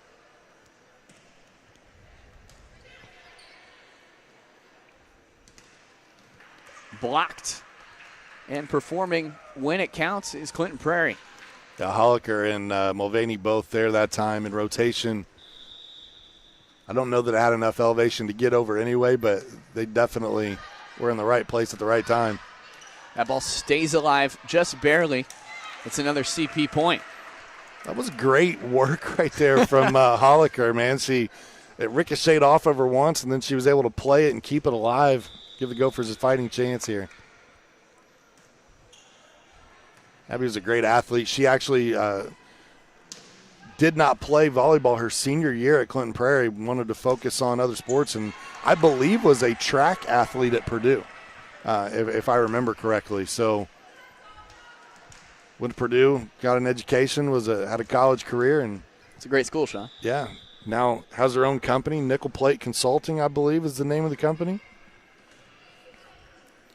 24. I saw you sneak that in. It's a great school, Sean. Yeah. I just went with it. It's fine.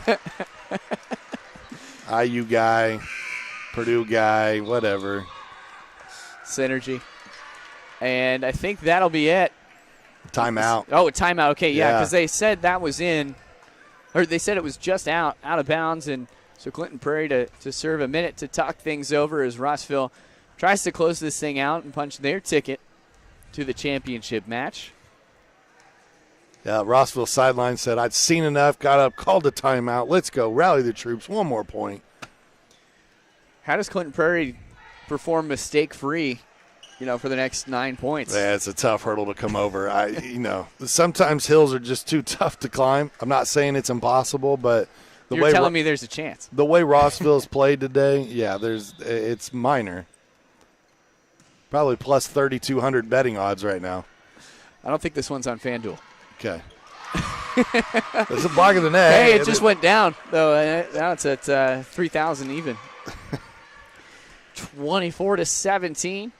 Mash still large and in charge serving. CP bringing 4 up front. Only 1 in the back line.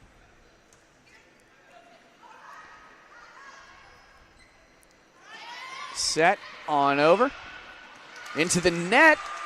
It's 24-18. Gophers may make me eat these words, right? You already jinxed something today. Hey. Wouldn't be surprised. Rossville needing just 1 point to close this out. First to 25 today. On up and over. Outstretched arm and into the net. So that'll do it off of the great kill from Casey McGill. And our championship match is now set. Rossville to take on Frankfort. The consolation match, which is in just 10 minutes from now, will be Clinton Central taking on Clinton Prairie. A rivalry game for the ages. As we take a look at the highlights, Sean, what did you like from these very aggressive Hornets? The effort. I mean, literally right from the get-go, you saw what we just saw in the first highlight. Both of these teams hitting the floor, like not afraid. We're just, hey, life, limb, body, put it all on the line, and let's come out here and dive all over the floor and get a victory. And Rossville's effort, their teamwork is what's going to put them into the championship game later today. We will see the consolation match next as Clinton Prairie stays out on the floor. We will step away on the Hot Dog Network and the ISC Sports Network. When we come back, those final 2 matches here from Case Arena. Don't go anywhere. We'll be right back.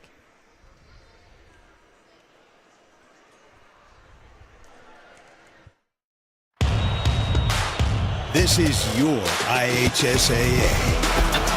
This is your state. This is your high school. This is your athletic association. Fans, I'm IHSA Commissioner Paul Knighty, and we're here to make sure that all of this remains yours. This is your state. This is your community.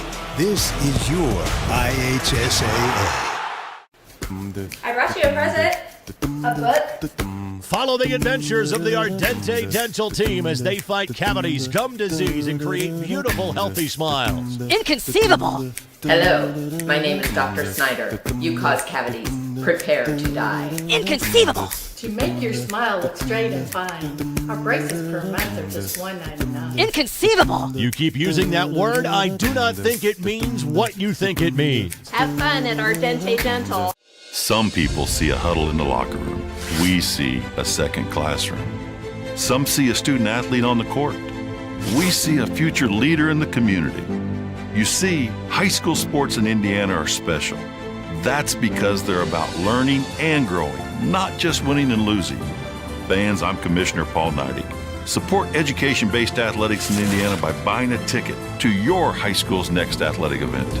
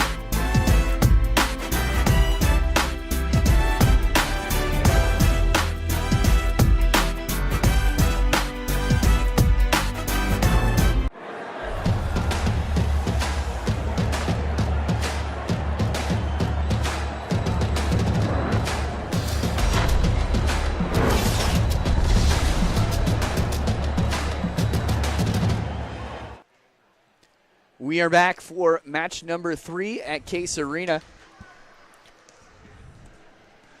And this is the consolation match, an old school rivalry. Clinton Central taking on Clinton Prairie. No rest for the Gophers, who just lost in their first round game. And Sean, very competitive volleyball here. Sure doesn't look like an alumni tournament. No, it really doesn't. It's been enjoyable to watch. I mean, girls coming out, leaving it all on the line, hitting the floor, playing hard. And I'm going to be honest, I think the odds-on favorite has got to be Rossville at this point, right? I mean, they looked really good in their opening round match there against Clinton Prairie. And if they play like that, it could be a quick championship game. Frankfort will have their hands cut out for them. But as I told you earlier, I'm a Frankfort grad, so I got to keep pulling for the hot dogs. It's just got to be what it is. We will see how that shakes out after these 2 or 3 sets. Clinton Central taking on Clinton Prairie. Of course, one of the more historic rivalries in the county.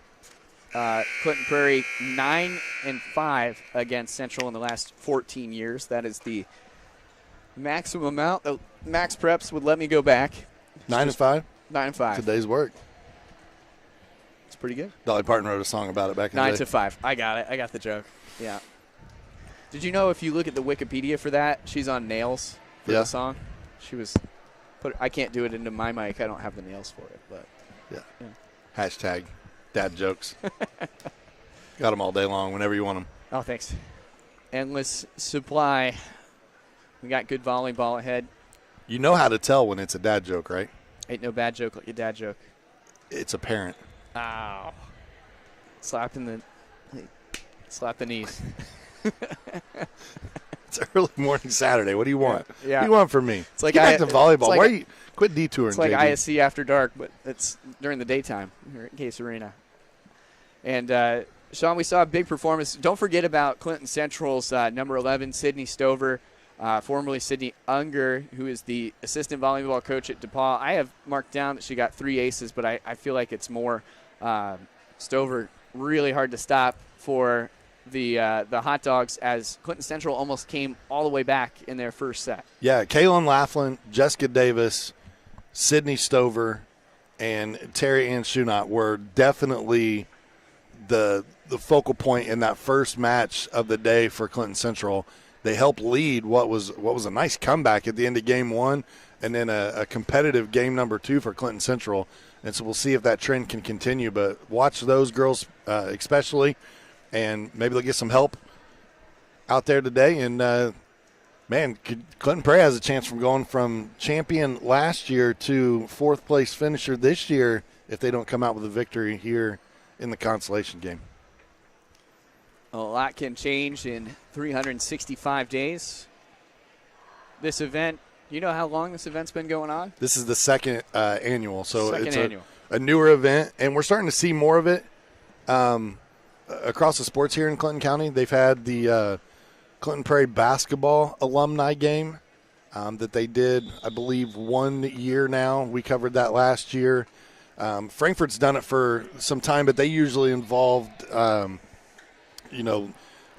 first responders as well. They'll have alumni versus teachers, and then they'll have the firemen versus the police officers. They kind of make a different event out of it.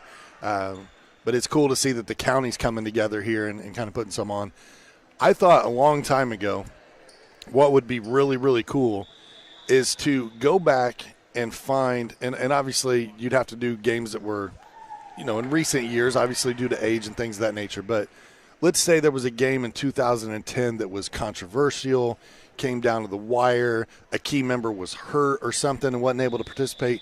Let's rematch those games. Let's get as many of the people who played on those teams back together. Let's broadcast it on ISC Sports, and we'll call it something cool, where you get like a redemption to come back and maybe see if the outcome's different the second time around.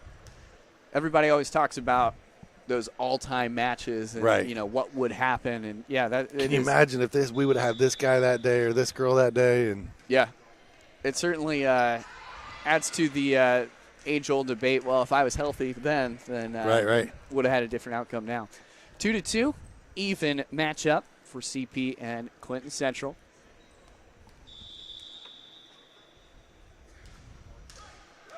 This one into the net. And so CP taking the early lead. Could any part of it be, Sean, that they just played, so they didn't have that much of rest, and then during the rest period they were all warming up. So it feels like almost constant action for the last, give or take an hour for the Gophers. Yeah, I mean, and you can see, I think, a little bit of fatigue on their side. You know, they played really hard in that first match against Rossville, and just look a little sluggish here early against Clinton Central.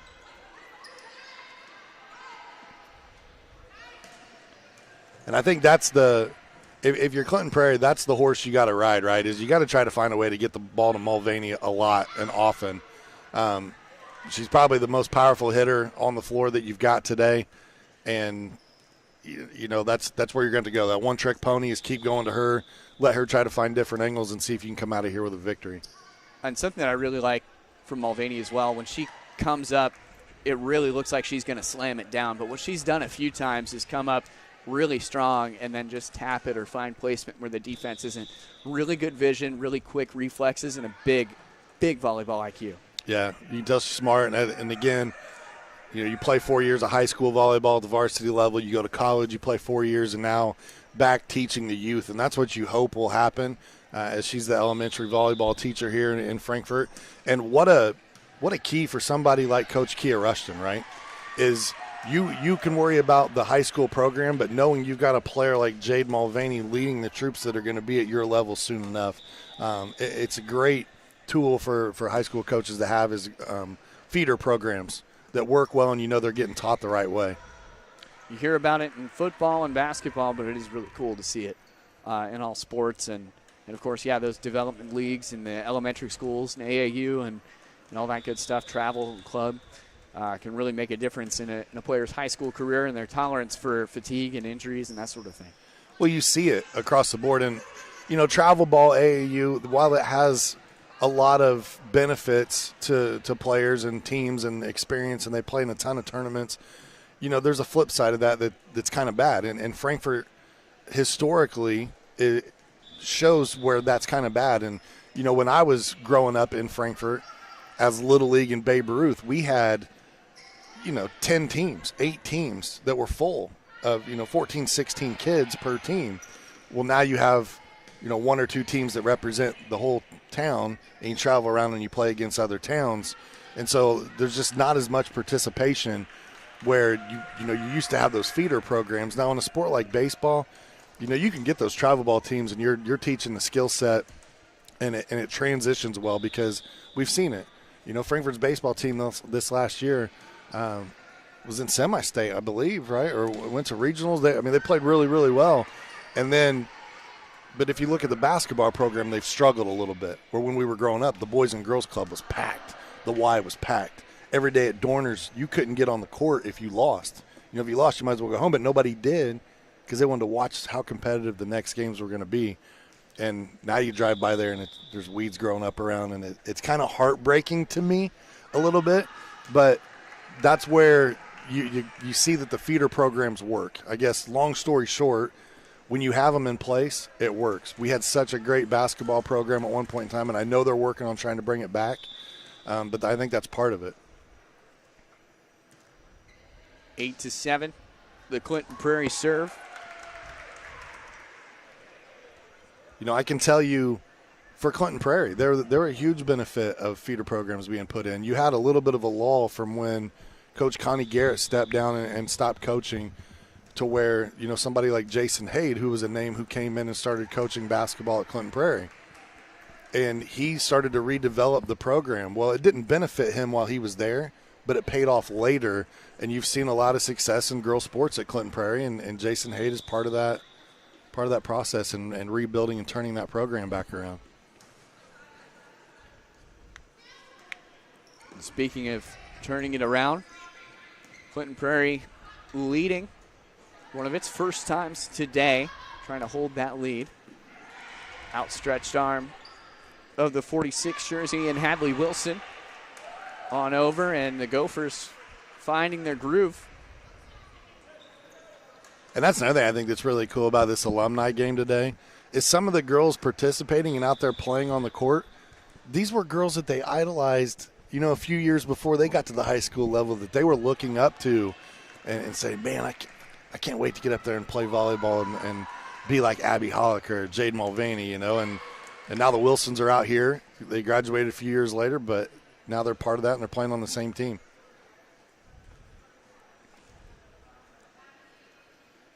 A lot of range for sure. And graduation date for Clinton Central dates all the way back to 2005, all the way up to 2020.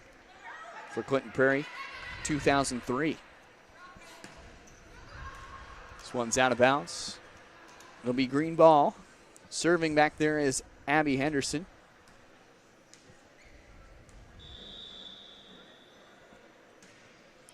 Henderson with great placement. Double coverage for the Gophers. That ball stays alive. Just barely over the net. Targeting the backcourt are the Bulldogs. It's still alive off the foot. There for a moment, trying to take a page out of the Kylie Mash book. Kaylin Laughlin's doing a really nice job at the net for the Bulldogs today. Not the tallest of players. Built more maybe what you would think of a setter would be. But, man, she's been in great position today with some blocks. She's had some key kills. It's all fundamentals. Being at the right place at the right time can be a lot more important than just how tall you are. And that one's going to go to Central after 4 hits for Prairie. You know what I love, too? Watch how they roll. You can tell that they were all pretty much taught by the same tutelage here, because you see the same roll. It's they duck the head, roll the shoulder, and pop right back up, and it's able to limit, the injury and then the impact with the floor. Mulvaney back into the game. Mash serving for Prairie. 12-11. Up at the front, a great set from Holliker. Pounding it over was Wilson. That is Haley Wilson. Place it where they're not. Bulldogs capitalize off of a gap in the defense of the Gophers. On over was Jessica Davis. So Clinton Prairie getting the test today, right? They have the rival recently in Rossville that they took on first, and now the rivalry from yesteryear that's probably still their biggest rivalry. I know both of these teams teach the ABCs, and it's always beat Central and always beat Clinton Prairie is basically that's what you learn real quick in elementary school is you have 4 county schools, but these two are definitely the ones that are probably the biggest rivalry among that. I know when I was a Frankfort grad or Frankfort student, Lebanon was probably our biggest rivalry. I don't know what they would consider their biggest rivalry be today. But Lebanon and Frankfort, neighboring cities, just didn't like each other very much. Short trip down State Road 39. And Carmel's biggest rival was everyone when I was there. Well, right. So. That's because nobody, no offense, nobody likes Carmel. No, I know. Oh, I'm well aware. Carmel should be about 5 different schools, not one large giant one. It's a college institution. My time at Carmel University. Yeah, exactly. Was it 27 straight state wrestling or swimming championships? I mean, they actually haven't lost a meet since '86. Yeah, that's. My mother played for Wawasee, played against them, lost, and then sent me there. You can't beat them, join them? Yep. Yeah, I was not a swimmer, though. 16-12, Central in front.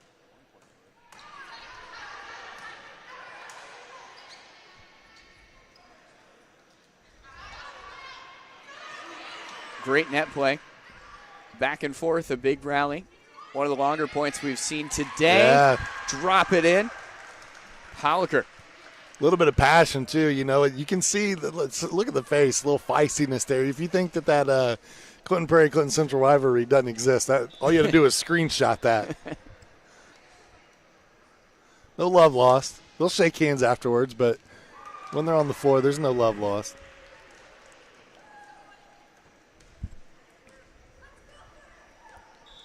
Prairie coming back. 16-14. Substitution as Madison Wilson comes in.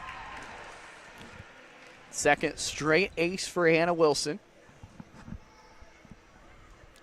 We got one off the unforced error and then good placement. This has been a very competitive consolation. Back and forth for sure. Yeah, so far here in game one, I mean, I ain't trying to jinx it. We've had two game sets, or 2 game matches the whole time so far, but this one may have 3 games written on it. Another ace for Hannah Wilson. Prairie is back in front.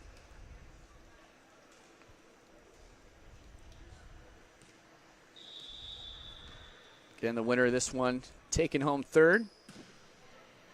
After this, our championship match of Frankfort versus Rossville. Jaden Mulvaney on the block.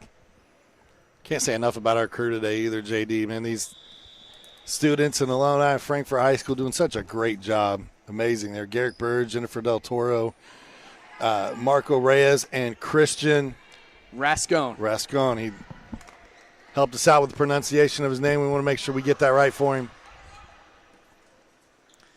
Rascone. 18-16, make it 19-16. Those big arms of the Gophers starting to play a factor. Trying to launch it right to center court, get up and in. Everybody following Mulvaney's lead. Quick call. And that's the eyeball there of Jessica Davis, who was on the end.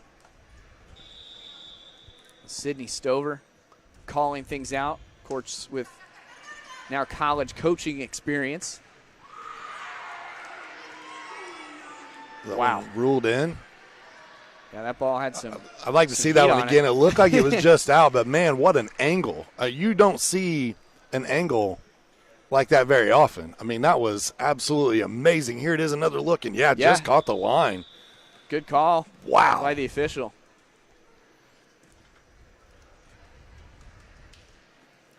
(20-18).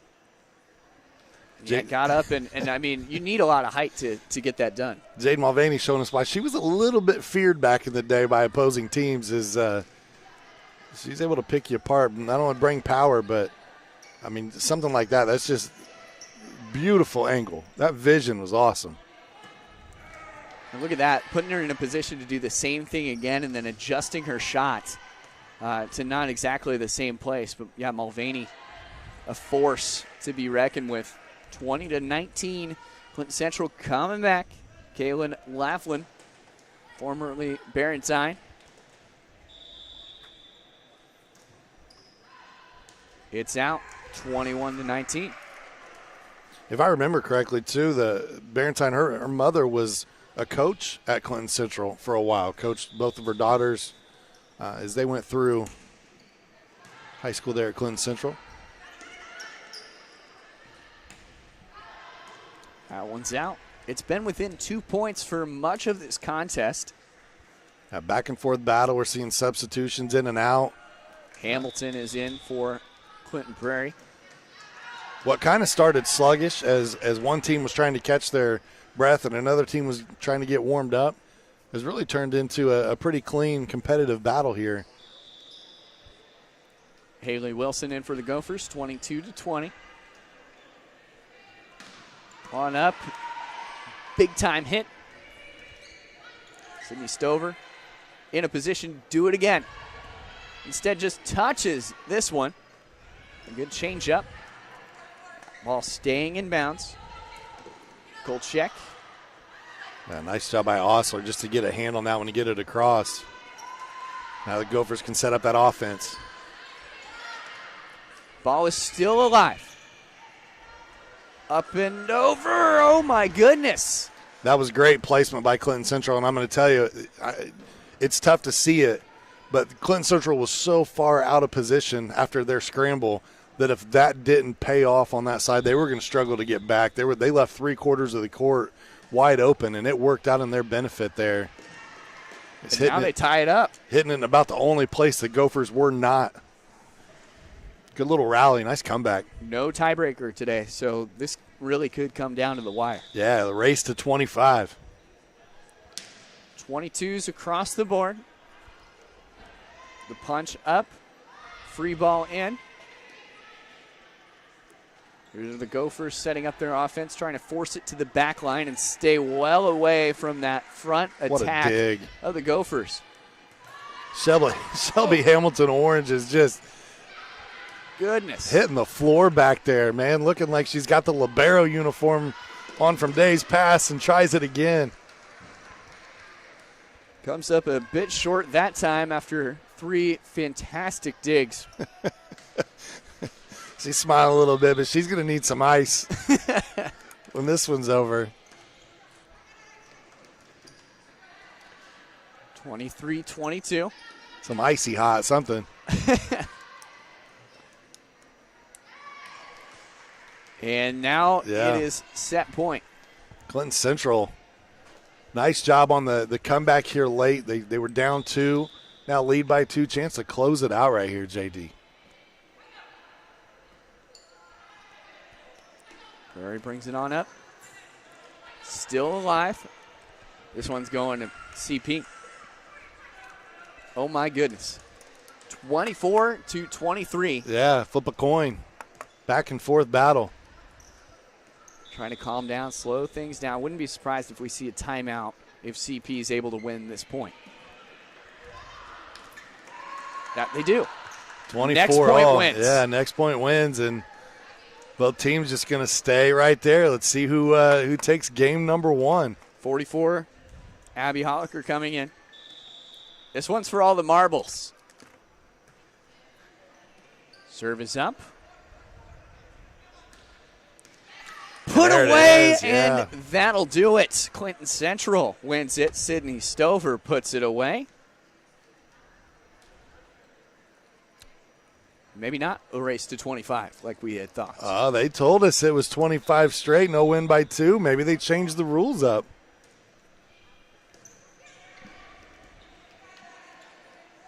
So Clinton Central has the opportunity to put it away again like we thought.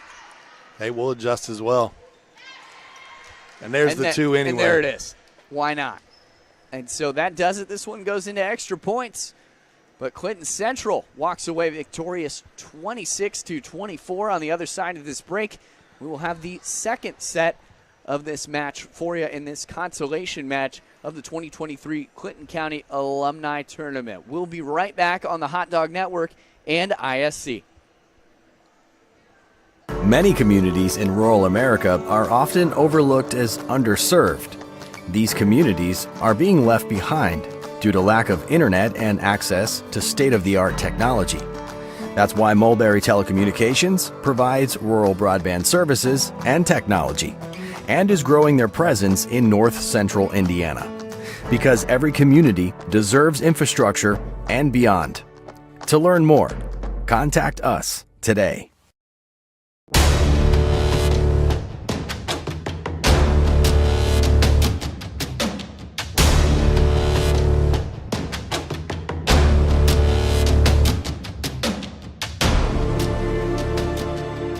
Mulberry Telecommunications is proud to announce the next generation in awesome, Mintel TV. With the Mintel TV streaming app, you aren't confined to just your TV, but you need 2 things. High-speed fiber internet from Mulberry Telecommunications and a Mintel TV subscription. Available on Roku, Fire TV, Apple TV, Android TV, and more, with features that include Cloud DVR, Restart TV, look-back options, and pause live TV. Mintel TV is definitely the next generation of awesome. Current customers, call 765-296-2885 for your free upgrade. New customers, visit Mintel.net to sign up today. Why are interscholastic sports called the last classroom of the day? Because they teach students important life lessons like teamwork, accountability, and perseverance. School sports are so much more than a game. They're about developing the whole person. That's why they're an essential part of every student's education. Encourage your student to participate in the last classroom of the day. Interscholastic sports in Indiana. This message presented by the IHSAA and the Indiana Interscholastic Athletic Administrators Association. We're back at Case Arena for set 2 of this consolation match. Clinton Central won 26-24 in the last one. Here's some highlights of that first set. And you said it best earlier, Sean. Clinton Prairie trying to cool down and stay fresh after almost an hour straight of volleyball, and Clinton Central trying to warm back up. It's the Bulldogs that come back and win this one. Yeah, very competitive game one. Probably our most competitive game we've had here today. It was close. We thought it was a race to 25. It was still win by 2. And maybe they decided that going in, like, hey, no, we can't play to 25. That's just still – it's going to give everybody a reason. So you got to win by 2. I get that. That makes sense. Win by 2, so we're officially playing college rules. No one knows that better than Sydney Stover, who led the Bulldogs to that first set victory. Yeah, and the Bulldogs have been the best today when she's been at the service line. She's done a really nice job of rattling off points for Clinton Central, and she's really fulfilled that setter role nicely. Such a strong serve. Haley Wilson able to dig it out and then get it over the net herself. Wilson sets. Mulvaney throwing it down. Similar angle, just not as enough power as the one that impressed me so much earlier, getting the Gophers on the board. But going back to Stover, I wonder if she made it mandated that all DePaul volleyball players had to get up this morning and watch assistant coach ISC. play. Yeah, like that. This is how it's done, ladies. Tune in, watch coach play. Certainly going home with the game film. 3-1. Central in front. There's Stover. Sends it into the net. So 3-2. I wouldn't be surprised, Sean, if it was back and forth like the last one. This whole set. Yeah, a little bit of a seesaw battle, right? Back and forth action. Stover inches it over. A big time swing there from Lane. It's 3-all. Kylie Mash, 2021 Clinton Prairie grad. Excuse me. Studying art education at a school that I don't recognize called Purdue. That was bait, and I'm not going to take it. 4-3. No comment. I'm just kidding. No offense to Kylie. It's that Purdue IU rivalry, right? Sure, and sure. so JD and I had that off the air. Yep. He's a Purdue graduate. I'm a huge IU fan. And I've got bragging rights right now because I believe in basketball last year we took both, right? We took a bet on it, friendly wager about Purdue and IU for bragging rights, and then unfortunately we took another one for March Madness. Yeah. Purdue getting through the first round. And that didn't happen, did it? No. No, sir. It's okay, though. I showed you that awesome picture where they hung the busted whiteboard up in Mackey. So I think they could have something I think they to hang. actually should. I think that's hilarious. If it was called November Madness, we'd have every banner over the last 10 years. You think so? I say we like I ever played for them. Sure. It is 4-6 in favor of the Gophers. Hannah Wilson.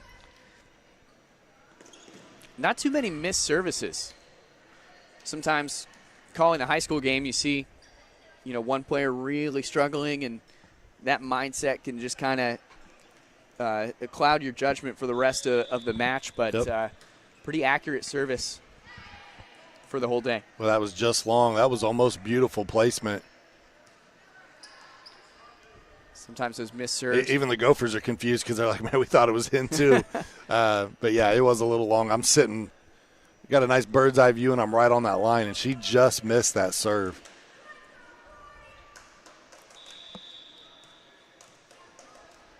With her own student section is Tabitha Lane.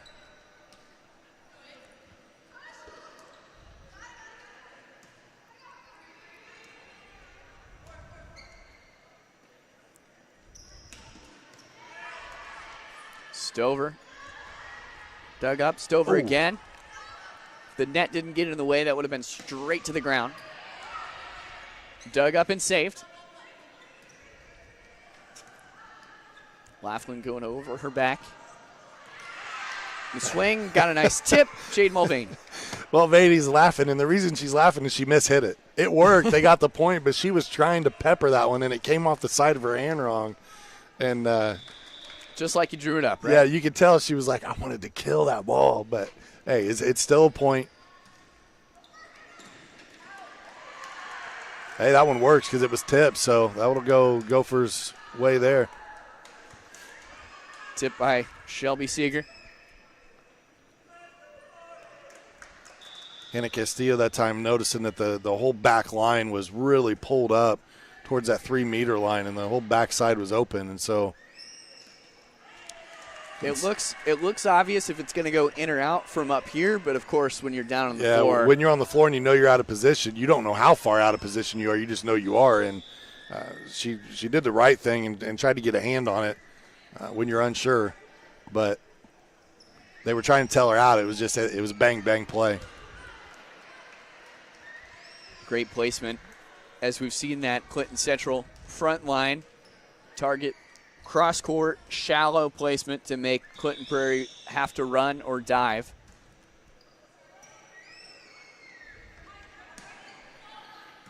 But you got to wonder, looking ahead to our championship game today, is if that lull either benefits or hurts either or both teams, because where this one, the Gophers might have been a little fatigued, but they were already loose, and so they were able to play right away.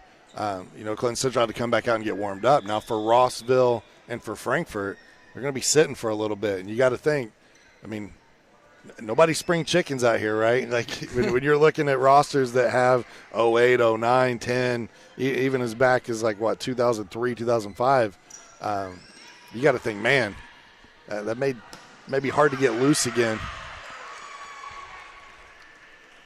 So see if that factors into our championship match later. A lot of caffeine consumption. Case Arena. 12-6. Prairie in front.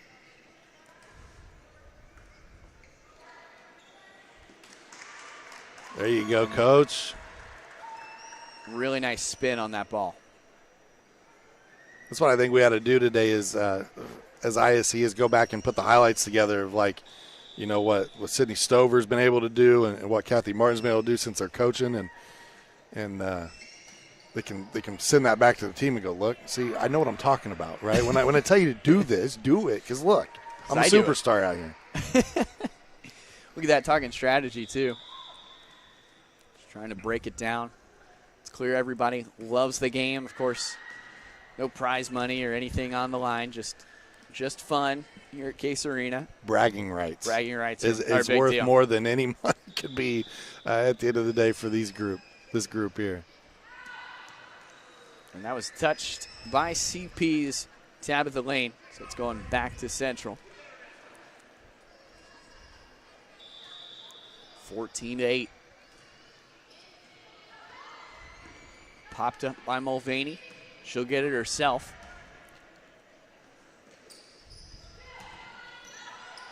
Attempted block from Mulvaney falls short, but they keep it alive.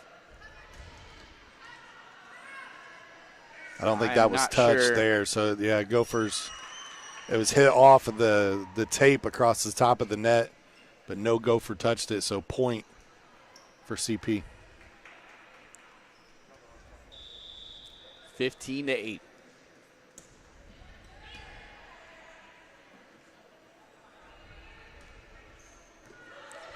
That over the back kind of no look. Can't be easy. So they target the middle of the floor. Tabitha Lane dug it out. Lane, just a miscommunication. Didn't want to run into anybody. No state championship on the line today, so probably best to just stay away. Madison Wilson into the game for the Gophers. Madison was a Ramsey. Her playing days for the Gophers.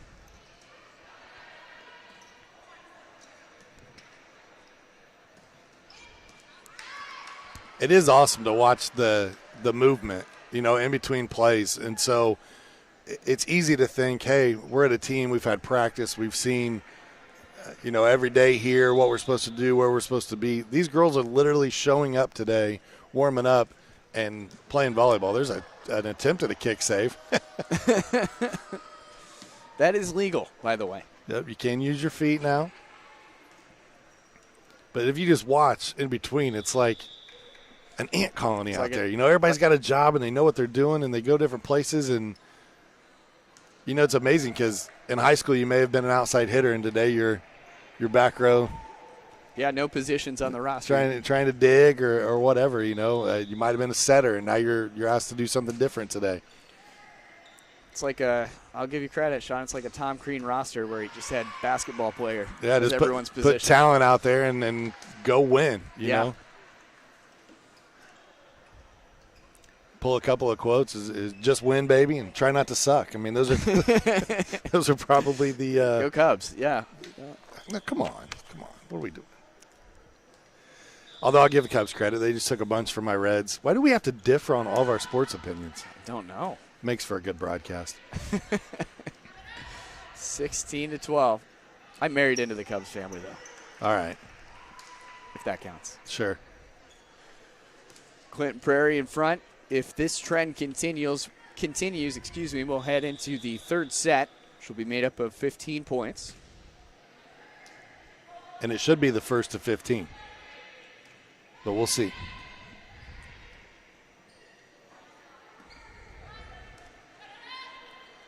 It's just the consolation match coming up circa 1 o'clock. We will have the championship for the day, where we will crown a new Clinton County champion. Last year, it was the team in black. They don't have a shot at that now. Single elimination.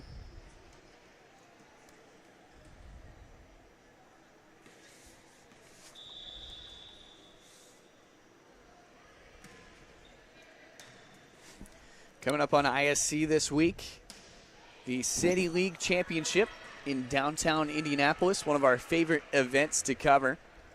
Hoopers from all over the state back in their uniforms just like this. Part of the crew that day. Right on. Yeah, competing for a city title. That's going to be on Thursday night, absolutely free on our social media and our website. After that, of course, you can catch us on MLB TV and Valley Live for our coverage of the Indianapolis Indians. And then we begin with the high school sports season, and actually the first game of this school year, Sean, a volleyball match. It's Carroll at Rossville. I'll be on that one. Yeah, looking forward to it. I'm excited to get the high school season started. It's really cool here at ISC and all the things we do as a company. I mean, to just throw that out there, as you mentioned, being the production arm, the producing partner for the Indianapolis Indians all season. We've had crews in Memphis and out of state for other events this year, doing things with USA Basketball and big time clients. But what I love about ISC is we've never lost touch with the local audience as well. We're right back here in Clinton County today doing an alumni game. And that's not to diminish this event at all. It's to show you as a company that we value everything that we get to do. And it's pretty awesome. Local lives here. That's kind of our thing. Yeah, that's the moniker, right? Wherever your local is. And you don't get any more local than these two teams and the rivalry that they had over the years on the volleyball court. And I know me saying it doesn't do it a ton of justice for those that don't know. But, I mean, just looking – Clinton Central won 14 sectional championships in this volleyball program, and a lot of those came, after Connie Garrett kind of left ways. But starting in 2000, man, they went on a run all the way up to 2014. That's where 12 of their sectional championships came from, and they actually ranked 71st for the most sectionals by school in Indiana, and that's tied with teams like Central Catholic, Kokomo. Wow. I mean, you got to think about some of these big schools. How many state titles has Central Catholic won in volleyball? And right there is Clinton Central. So it just shows you the history of the squad. And when you go to the other side, Clinton Prairie, 25 sectional championships, and that ranks 15th in the state all time. 7 regional championships, 3 state championships, and 5 state finals appearances. Just pretty awesome, both of these programs. Sydney Stover dumping it off by the wing. And serve next, Heather Tolson. But, yeah, a deep history rivalry, also deep history of postseason play. And that's tough to do when you've got small schools with many athletes that play 2 or even 3 sports. Or even 4 sports. And we talked about the crossover, right, and the history between the teams in the county and how, this person married that person from that school, or this coach was played here but then coached here and is back, and there's all that crossover. Well, it goes even further. One of the top volleyball players all time for Clinton Prairie was Marianne Smith, who became Marianne Orr. Well, her family and what she married into they're Clinton Central. That's where her kids went to school at, and so she played at Clinton Prairie, was an All-American at Purdue, and, just all-around awesome volleyball player. Was an assistant coach in the Clinton Central program for some years. So a lot of notable It all comes alumni. back, right? Yeah, for sure.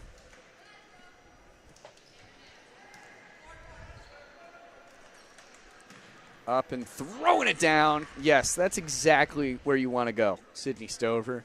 Right to that back corner. Nobody there to even think about it, putting it away.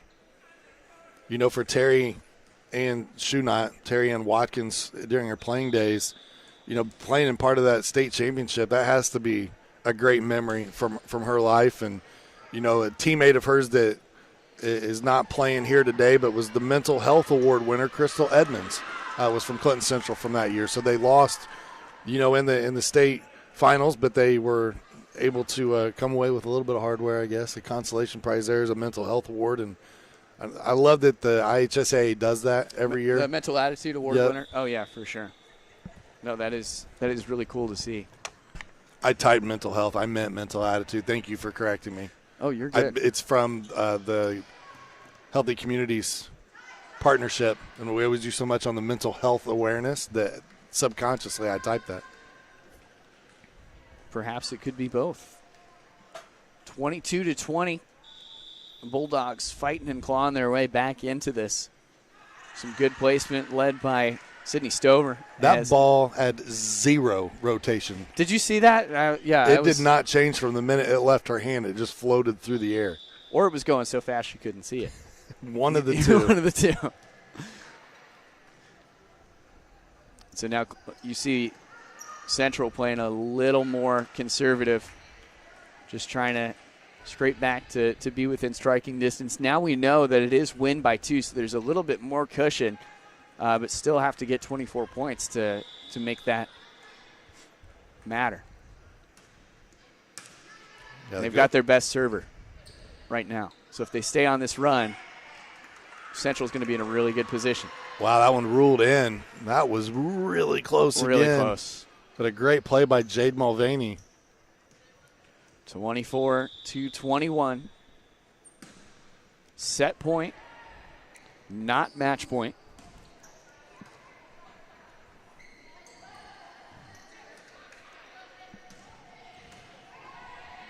Dug away by Mulvaney.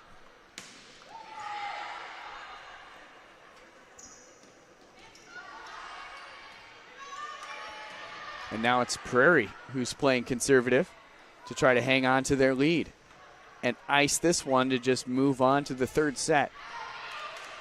That'd be 5 straight sets of volleyball, and it will be. We're heading to game number 3 in this consolation match.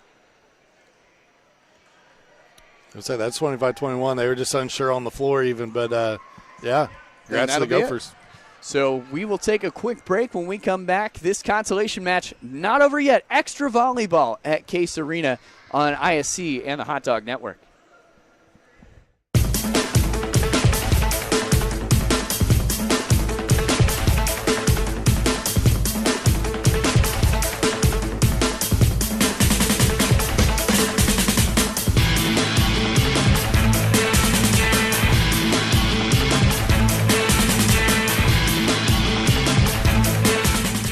Hi there, I'm Jake Query. And I'm Derek Schultz. And we do Query and Schultz on ISC Sports Network. And Derek, unlike Ted Lasso, we have a third season. That's right. Season number 3 right now, ISCSportsNetwork.com. You can see episodes on Comcast 81 as well, Mondays at 7:30. I'm talking about our show, Jake, this beloved show that people tune into every single week. Twitter, Twitch, YouTube, Facebook, so many ways to watch Query and Schultz every Monday, 7:30. Tune in and hang out with us. And you don't have to be a goldfish. You'll remember everything we say.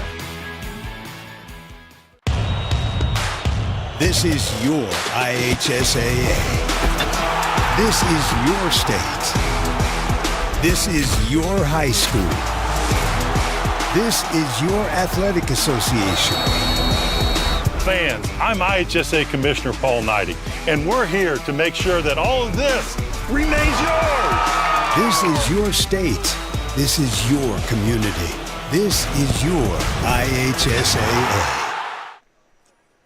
It's your IHSAA. It's also your alumni tournament. We are in Game 3 here at Case Arena in the Clinton Prairie versus Clinton Central consolation match for 3rd and 4th place here at the 2023 Alumni Volleyball Tournament. The attempted kick save there.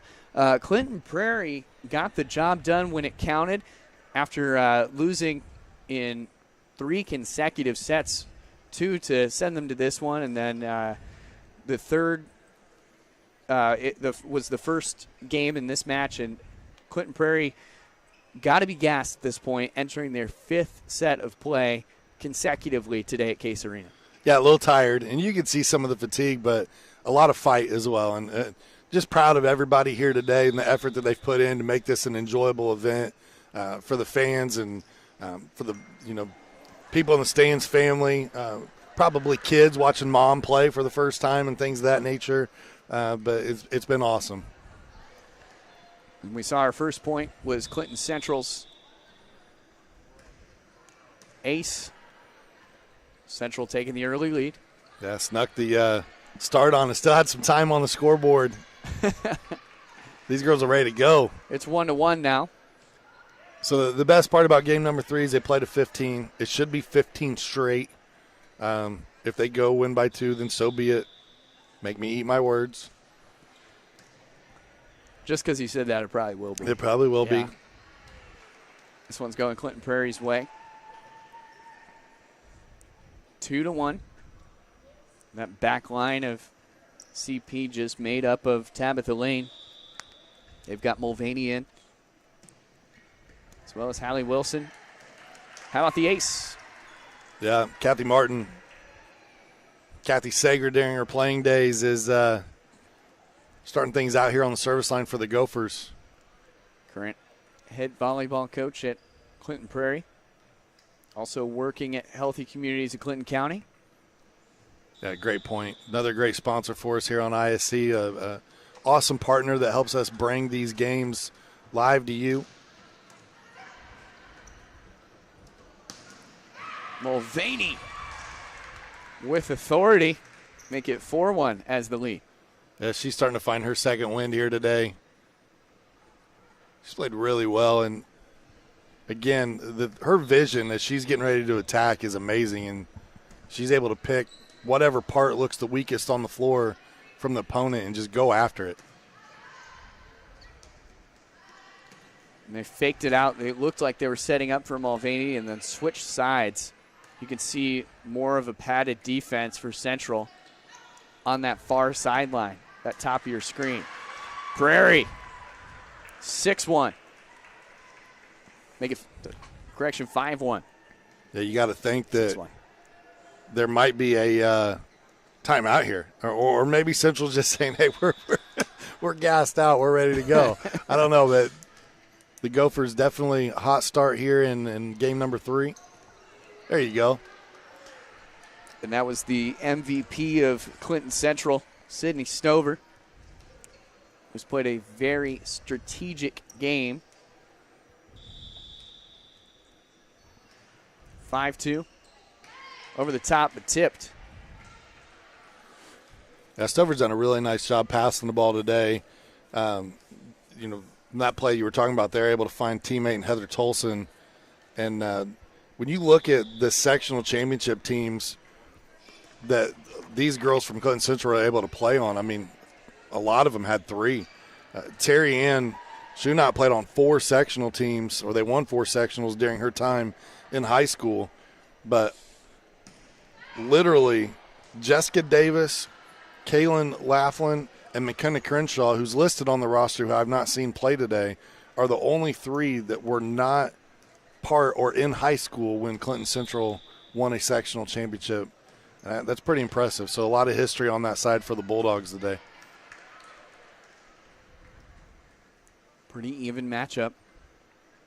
Something cool that these teams have started to do is honor and have Hall of Fames.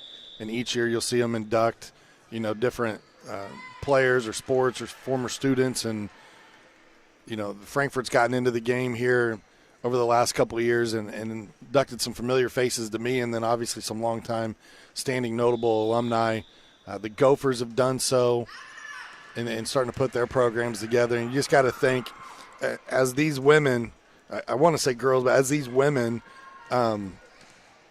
progress on in their lives, there's times where they're going to come back and they're going to be memorized for, the 25th anniversary of that sectional championship or the 10th anniversary of it, things of that nature. It's really cool. So they got to be part of something special during their playing days, and they'll be recognized again for it in the future. Definitely cool to brush off the history books and make sure to write things down and keep it sacred, of course. I think a lot of these girls have a lot of pride in their school. Obviously, they wouldn't be here today. Yeah. And they, Clinton Prairie as an example, when they started theirs a few years ago, they brought in Connie Garrett, and they basically took the entire 84-85 state championship team and just said, you're in our Hall of Fame. Here you go. Ton of the players showed up.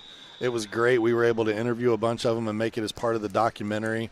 They thought they were just coming that night to get a plaque and didn't realize we were going to stick cameras in their face and mic them up. But we were able to do so and get some great footage out of there. And it's like our whole thing. Yeah, and a couple of the players reached out to me afterwards, after the documentary came out.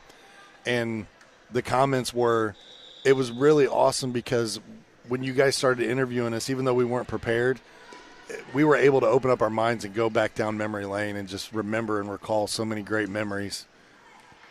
Those genuine reactions, often the reason you don't. And that's what's cool about this alumni game, right, is you kind of miss out on that camaraderie and that bond you form with teammates and those other players in the locker room with you. And hats off, while we've been talking, Clinton Central's got things tied up here at 8 apiece, so not going away here in Game 3 easily. Definitely the closest match we've had of the day. Up and straight in. Another ace for the Gophers. Serving threat. It's one of the Wilsons. Yeah, Hannah. By my count, her 6th ace of the day. Digs it through. A good rally. Up went Stover. And that teeter-totter continues. It's 9 apiece.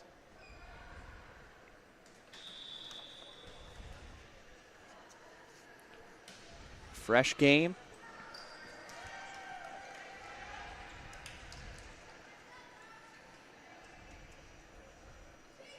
Ten to 9, 5 points away. That back and forth action, and it's going to be who makes the least amount of mistakes is who's going to win right here in Game 3. You're all knotted up at 10. It's a race to 5.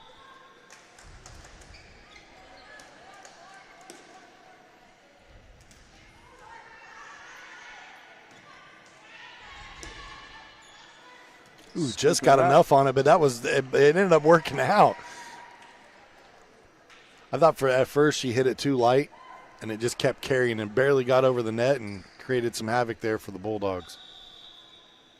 She will get the opportunity to serve right away. That is Hamilton tipped up, 12 to 10. So Hamilton continuing to serve, taking her time to get back.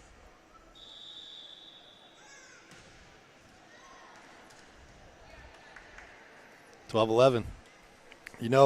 I really like rally scoring, which is what we have today. I know back in the day when I went through high school, you had to be serving to earn your point.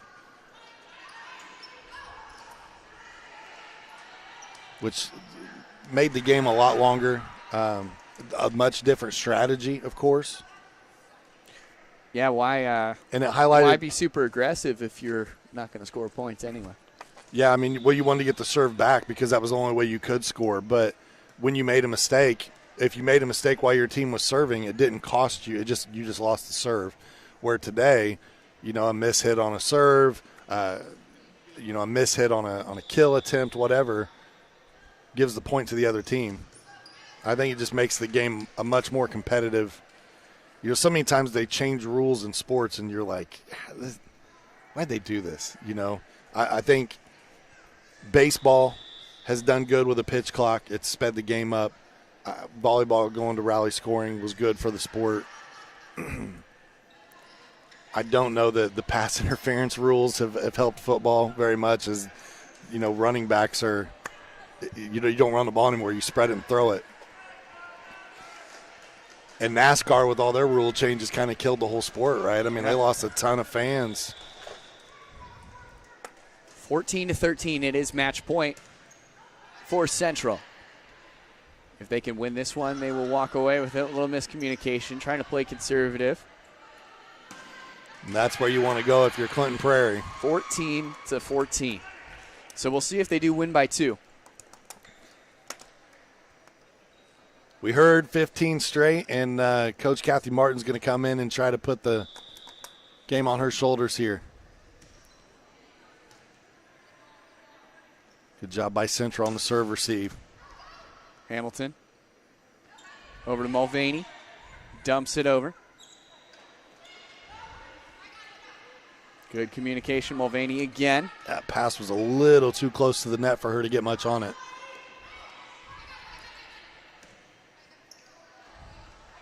Free ball. They'll go back line. Slowing things down. Nobody wants to lose this 15th point right here. This is a very long rally. And it's just going to be who can make the unforced error.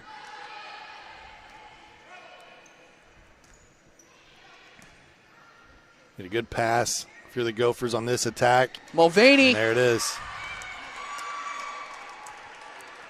Well, that was 15. Nobody crushing in on the court. So, yeah, it looks like we're winning by 2. All right. Hey, I like it.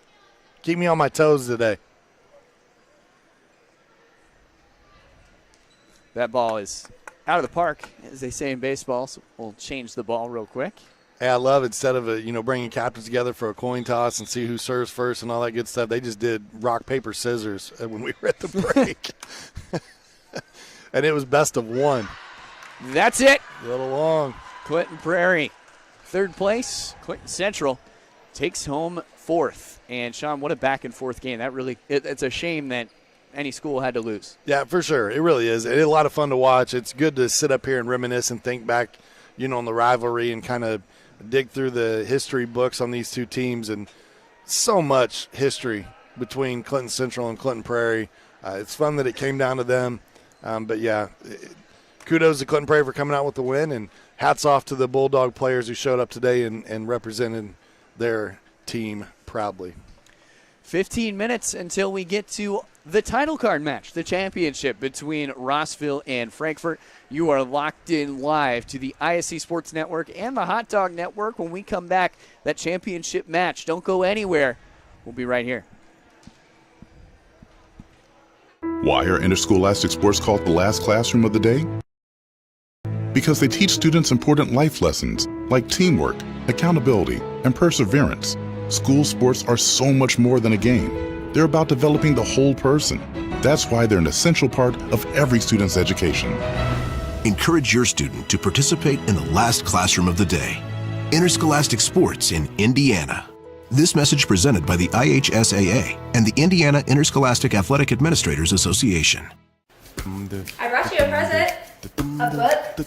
Follow the adventures of the Ardente Dental team as they fight cavities, gum disease, and create beautiful, healthy smiles. Inconceivable. Hello, my name is Dr. Snyder. You cause cavities.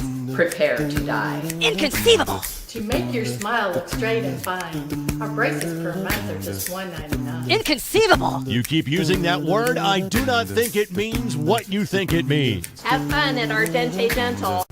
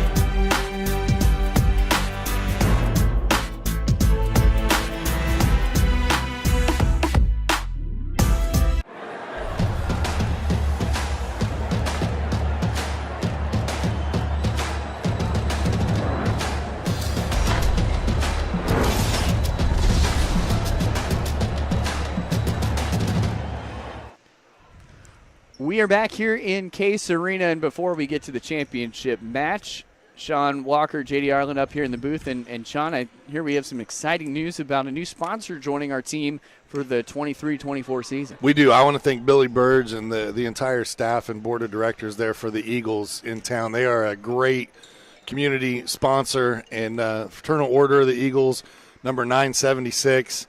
Can't thank them enough for coming on this year. They will be sponsoring. It's a cool deal that we're doing. The students at Frankfort High School will be shooting a commercial for them this year as part of that deal. And then also they will have the Clinton County Player of the Game for any of our local Clinton County coverage. So excited to bring them on board. Glad to have them. And man, go check them out. They do so much for the community. It's amazing. Just as an example, there are big red industrial fans in the gym today that they're using just as a courtesy now. But before – when this place first got renovated, they had some trouble with the HVAC and did not have air conditioning right away. And Billy and the team over there at the Eagles went out and bought these fans and delivered them to Frankfort High School, no questions asked, just to help keep the fans and the players and everybody cool in here. If you drive around the Little League Diamond, they're the big corporate sponsor out there with a huge sign in center field. They helped refurbish the bleachers. I mean, you name it. They've done it. Their hands are on everything. I'm so happy that they've joined us here at ISC. Sean, why is a stadium always so cool? Why is a stadium always so cool? Because it's always filled with fans, just like the ones from the Eagles. Oh, my gosh. I thought you were – now you're trying to do dad jokes. Yeah. Okay. Yeah. All right. I'm with you. I couldn't resist. But, yeah, thanks to the Eagles, and we're certainly going to see a whole lot of players of the game, and all that and more begins next week with the school year starting on the 17th. Yeah, but check them out. We'll get all the information. They become an official sponsor here when the high school season gets started. I'm sure you can go to the website and check out all their upcoming events and different bands and things that they put on. They just bought a really cool new smoker to have catered events and feed the community, and I'm excited. I'm ready to eat. You say food, I'm there. Let's roll. Speaking of rolling, we roll on to the championship matchup. It is Rossville versus host school Frankfort. And this one is for all the marbles. The second trip out of 2 events for Rossville to the championship round. And this time, looking to put the exclamation point on it, their first round was all Hornets against Clinton Prairie. Yeah, I love it again. We just had rock, paper, scissors to serve. It looked like Frankfort won it, as Kingma was over there representing for Frankfort and McGill was representing for Rossville. It's good to see that she's back out there. Number 32 for Rossville, man. She took a beating earlier in that game, did Maddie McGill, and I'm glad to see that she's brushed it off. She's young. She can still play. She's one of the ones who graduated 2015. Rossville with grads ranging from 2009 to 2022. Frankfort with nearly the same range, 2009 to 2022. Just saw the mayor of Frankfort come in, Judy Sheets, so good to see her out involved in the community today. I know they had some vendors and things set up in downtown Frankfort this morning, as that downtown area in Frankfort's starting to flourish a little bit. We've got a new bakery in town. Stopped in up there during the Hot Dog Festival last week, which is a huge event Frankfort puts on as we get rolling here in game number 1, but always cool to see. I'll have to check that out next time I'm downtown. So we are underway. 2 pretty evenly matched programs. And some high-intensity volleyball to start things off. Of course, a friendly competition, as dumping it over and picking up the quick point is Brinsley Little. So the Hornets will start off with 1 point in the service.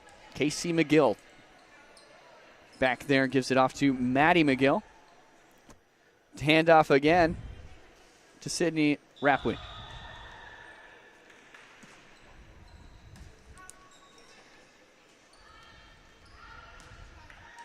This one out of bounds. It's going with the Hornets. Correction to my pronunciation.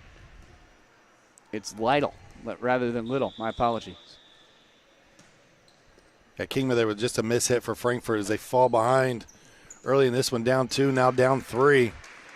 And again, you wondered, they played that opening match of the day and got the win, but they've been sitting for, 2 straight games, and you got to get warmed up pretty quickly here. That last match was pretty long, too, going all the way 3 sets. Out of bounds. 4-zip. Hornets in front. Still serving. Is that 28 jersey? Sydney Rapwee. She collects an ace. Yeah, that one looked like a duck that had been shot out of the air. As soon as it crossed the net, it died.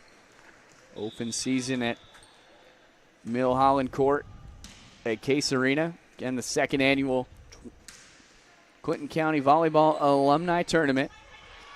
Our first time covering the event as Addie Cooper gets up and over. The 2020 Rossville grad who's studying at IUK to get a degree in nursing. We talked earlier about the Hall of Fame and notable alumni. John Milholland, longtime Frankfort basketball coach and administrator and teacher here at Frankfort High School. It's so awesome that his name's on the court here at Case Arena, along with Everett Case. How many times do you think that signature took down on the floor? Quick and easy. 7-zip, and that's the first Frankfort point. The Hot Dogs on the board here in this first set. We thought we were going to do a race to 25. Instead, we'll do win by 2. That's especially the case in this championship round. Miscommunication. Frankfort capitalizing. This has definitely been a day of runs where we've seen a team get a big lead and the other team kind of respond and fight their way back.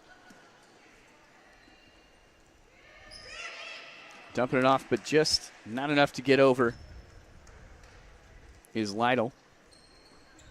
And so still serving for Frankfort, wearing 18, is Emily Sherrar, a dental assistant and 2009 grad from the Hot Dog program. Trying to go up and over was Macy Matthews, formerly Macy Ewing, who was a nurse and a coach here at Frankfort. Part of 2 sectional teams during her high school year at Frankfort, high school career. Her and Emily Shire and Brittany Hennedy Warmoth is listed on here as well, but we have not seen her play today. Number 19. I'm signed up, but doesn't look like she attended the event. It's 9-3. As into the net goes Addie Cooper. Coming in for Frankfort, wearing 15 is Tara Martinez. Powerful serve. Great dig out of a tough situation from Rossville. Send it back over the head. And that right side has been a little problematic up front for the Hornets, who have let a few drop that way. But all smiles, as you can see. Earlier we saw Rossville communicating and aggressively going, and this time more of a laid-back approach early on where they're kind of looking at each other. Instead of saying, I got it, it's, are you going to get it, are you going to get it? And it's led to a few points from Frankfort. Substitutions. Katie Taylor comes in. Gary Biesel comes in. She's the one serving. A late addition to the roster. Frankfort keeps it alive. Nice dig out of trouble. Throw it up. Addie Cooper.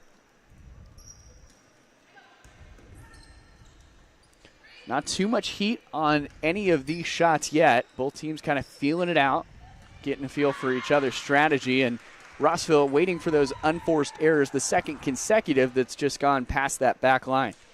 Yeah, Tanya Levis a little strong that time for Frankfort. She played so well in that opening match today. She was really the unsung hero.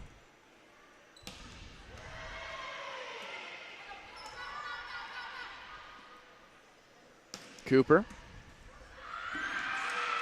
And a great hit that was tipped up, and so the ball kind of unpredictable. Hard to think about where that's going when you're already out of position. 12-5. Hornets have come back doing what we saw them do earlier. That ball's ruled in. Yeah, it was a perfect placement just over the back row. What a serve.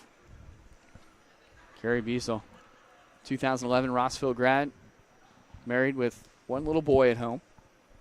I love too, man. So Rossville colors are red and yellow.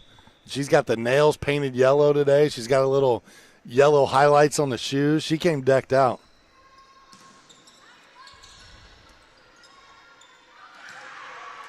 And there you falls. Go. There's another you got it ball. Frankfurt having a campfire, cooking some s'mores there in the middle of the floor. Just need some communication. Just get aggressive and get after the ball. Little feeling out period here in game one, and so far Rossville's getting the best of Frankfurt. So during this timeout, it's 14-5. We'll thank the ISC Sports Network that we're broadcasting on. Stay connected to ISC all season long by downloading the ISC Sports Network app from your favorite app store. That also means it's on your smart TV as well. So just type in ISC Sports to the search bar on the feature on your TV. I do it. It's pretty simple. You can watch all the games live or from our archives of, again, over 4,000 high school events. The ISC Sports Network local lives here. Something that's cool, some archived games from the 80s from Clinton Prairie basketball as well that we recently uploaded to the website. So you can find everything from the past few years on there for just $4.99 a month. It's a heck of a deal. To try to get ready for this upcoming high school football season. You definitely won't regret it. Yeah, and there's a little bit of everything on there too, right? I mean, there's some highlight packs. There's documentaries. We talked about the Connie Garrett one earlier. There's also one about historical coach and Pat Rady, who at one point in time was second on the all-time wins list in high school basketball. There's a short on there for Chad Button called Heart of a Champion, from just kind of chronicling his run at the state championship, the first wrestling state champion in Frankfurt history. And then a couple years later, we got another one. And, it's cool. All the different stuff that's on there on the ISC Sports Network from the local aspect, from the statewide aspect, it's awesome. Dig in. You want to binge watch some sports, there you go. And we've got a few special things planned for basketball. I won't bury the lead, but we've got some exciting – we're going to be going some exciting places for basketball season as well. You want to get on board while you still can.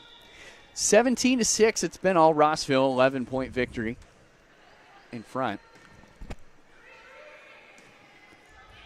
Rossville had this happen in their first outing against Clinton Prairie.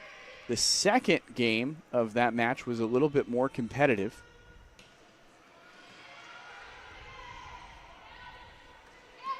Check out how responsive Rossville's front line is to moving with the ball. Everybody independently assessing where they need to be on the court. Those six working in perfect unison. That explains the score deficit. I love the schemes that you're seeing out there. You're talking about Rossville, and I saw Frankfurt run a little bit there as well, where you got the set from the middle or the pass from the center of the floor to the setter, and then rolled around for the hit, near side of our net here. And it's just fun. I mean, these girls have had limited opportunities to really gel out there on the floor, but you're seeing it right in front of your eyes. And it's definitely been a lot better volleyball than I expected and a lot more entertaining than I expected, truthfully speaking. You come in, you never know what you're going to get in a game like this, where you've got girls representing the school from different eras playing on different teams. Sometimes you run a 5-1 or whatever the offense is, 6-1, 6-2, where you have 1 and 2 setters. Great rally. Every coach and school has a little bit different system that they run, and so it's amazing to just come out here today and just kind of free play, but yet still be kind of able to pull from those offensive and defensive schemes. It's almost like a mirror image at times. 17-8, big Frankfurt point. Sherrar led the charge in that last one that gave Frankfurt the serve back. And this set is just off the mark. 17-9, a game of runs.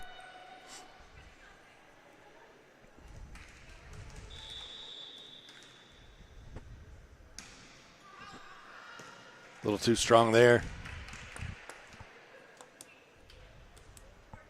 Sub coming in for Rossville. That's Brinsley Lytle.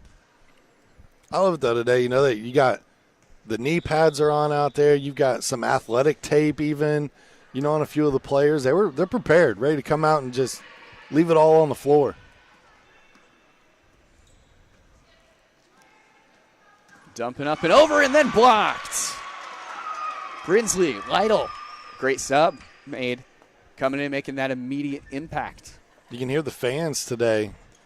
A lot more sitting on our side of the gym that the cameras aren't able to capture, but you could hear them that time kind of rise to the occasion after that great play.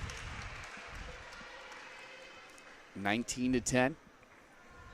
Always a good day at Frankfurt's Case Arena, the last match of the day. We will not have a repeat champion, as Clinton Prairie was eliminated in the first round. They won their consolation against Clinton Central, excuse me.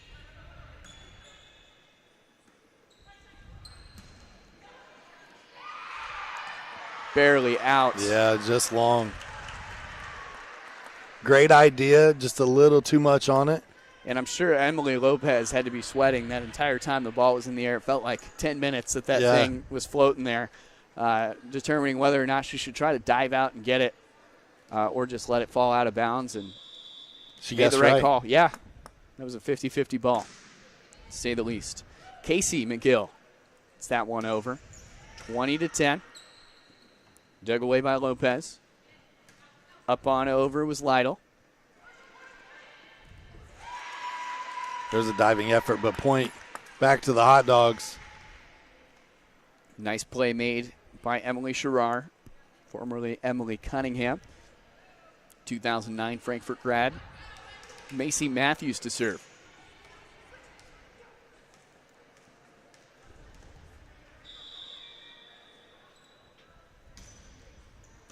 Matthews with a lot of heat, not the set that Rossville wanted. Rolls off the net and back into play. That back center really hard to defend from. Get it on to the attack and let it fall. Frankfurt coming back 20-12, and they're serving again. You know, I tell you, I think the hardest job on the floor today is that setter position. And I thought the setters for all four schools did a fantastic job setting, because you're not used to setting these hitters where they like it, where they like to attack from. So you basically just got to kind of tee it up. But they've done a really nice job today serving the hitters up and letting the hitters, you know, go. Has it been 100% clean? No. But it's been really fun to watch. Look at these passes. It can take months or even years to get that cadence correct. Barely out. And the timing, you know, you'll set them higher, you'll set them lower, you'll do different things for different players. And I thought, again, all four schools, been fun to watch.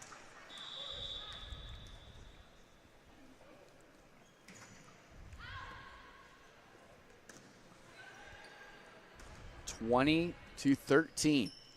Rossville battling for a dominant first set. Saved at the last second. Oh, man. My goodness. Great effort. It won't count, but what an effort. Save it at the last minute. The dive there, capped off by Rossville's 28 jersey, Sydney Rapley. Rapley and Goris teamed up on that side of the floor for Rossville. And, man, they really worked hard to try to keep that one alive. Ball went too high. I think McGill was in that mix, too, on that play. Timeout, Rossville. They're here at Frankfurt High School. It's cool to come back. I love the opportunity that we have working with the students in the program with Richard Salee. And one of the special thank you to Ed Niehaus, everybody involved with Frankfurt for their continued partnership with ISC and all the things that we're able to do. We got a full slate of games headed your way. I believe we're covering every single home football game outside the Lebanon game, which could still get added to the roster. But right now, that one's the only one that I know we don't have. We've got a couple of soccer matches from both boys and girls. We've got a ton of Frankfort's home volleyball matches and even some of the ones on the road this year. So just excited, again, to work with the students and Richard Salee in the program. Thanks today to our current student and alumni crew in Garrick Burge, Jennifer Del Toro, Christian Rascone, and Marco Reyes. As there's an ace from Frankfort, 20-16. Rossville tried to slow it down, but Frankfort said, hey, no, we're going to hit the gas and score again. Off the net. Yeah, that'll be Frankfort point. Gap closing rapidly. Yeah, good time out there by Frankfort, and they've been able to chip away, take a couple points.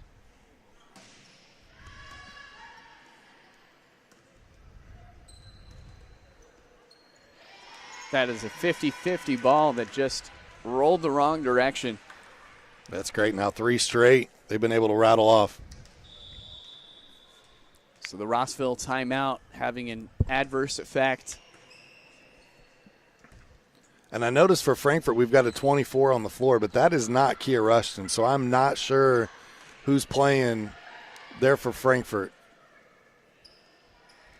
She looks familiar, but I just can't recall a name, so we'll try to get that one for you. Go ahead and tweet us at ISC Sportsnet if you know. Yeah, I've got access to our Twitter.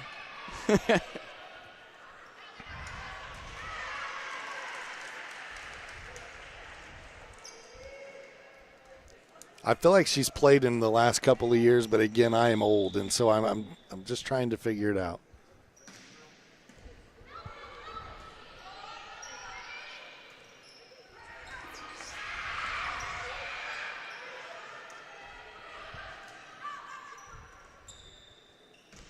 Coach Rushton throwing a curveball at us and bringing a ringer in is what she's doing here, I believe. 20-20 now, all tied up. They trailed 20-15, JD, and look at the Hot Dogs coming back to tie things up here. All knotted up. And this is the first set of the championship round. There's a good hit. Wow. Yeah, and we saw a lot from Brinsley Lytle earlier in this set. She was able to get those big swings and then the surprise dump a few times to get points right to the center of the floor. Frankfort has responded by covering that central piece, and so Rossville kind of needs a new strategy on where to place the ball. Try for the back line now. Just pushing it over, and Frankfort takes that one. 21-21. Sean, off air, you said you were hoping, of course, as an alma mater for that Frankfort upset win, and certainly looking possible. Hey, they're competitive, man. I really thought the way Rossville looked earlier, they were just odds-on favorite. They looked really crisp. Not that they're not here, but Frankfort has played really well today. And kudos to my Hot Dogs competing here in this championship game. Blocked away. Hornets take it, 22-21. You love to see these close competitive matches, especially in the championship. I'm going to do some homework here. I have a feeling, I think I could figure out who 24 for Frankfort is. Send it to the ISC stat crew. Timeout. Frankfort taking a pause as Sean looks it up on Max Preps. We'll take a moment to thank our friends at Healthy Communities of Clinton County. Healthy Communities of Clinton County Coalition formed in 2006 as a partnership of healthcare providers, service care providers, educators, and community leaders who are interested in addressing issues of health in the Clinton County community. Now, over 15 years later, the coalition is still committed to making permanent changes by encouraging policy, systems, and environmental changes with a desire to always make the healthy choice the easy choice. Learn more at healthyclintoncounty.com. A really quick timeout. They didn't even use the full minute. 23-21, 2 away from set point are the Hornets. And they'll try to set up a kill. A lot of steam on it, but Frankfort able to diffuse the tension. I don't know if that was a set that was intended to look like a set and then travel to the other side as a trick play or not. Regardless, great execution up front from the Hornets. To the middle on the inside. Nobody wants to put too much gasoline on it because that'll happen. It'll go out of bounds. And now within striking distance are the Hot Dogs. Coming into the game for Rossville, the 26 jersey, Rena Gorgas. The paralegal at the Clinton County Prosecutor's Office, who graduated in 2009. Big swing right into Kimberly Kingma. It drops and we're tied, 23-23. What a match, man. This has been really fun, back and forth.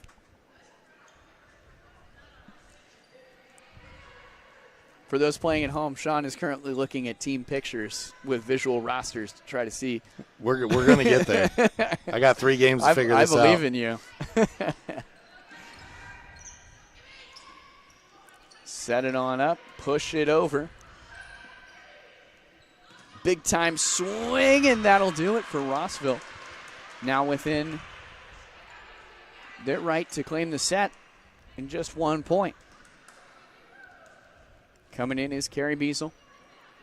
We had a pair of aces earlier in this set. I'm just trying to prove that I can multitask, that's all. It's impressive, actually. Out. That does it. Rossville, set number 1. Hornets take a 1-0 lead, 25-23 the score in that one. We will step away here on the IC Sports Network and the Hot Dog Network when we come back. Maybe the final set of this championship match. Find out right on the other side of this break. Why are interscholastic sports called the last classroom of the day? Because they teach students important life lessons like teamwork, accountability, and perseverance. School sports are so much more than a game. They're about developing the whole person. That's why they're an essential part of every student's education. Encourage your student to participate in the last classroom of the day.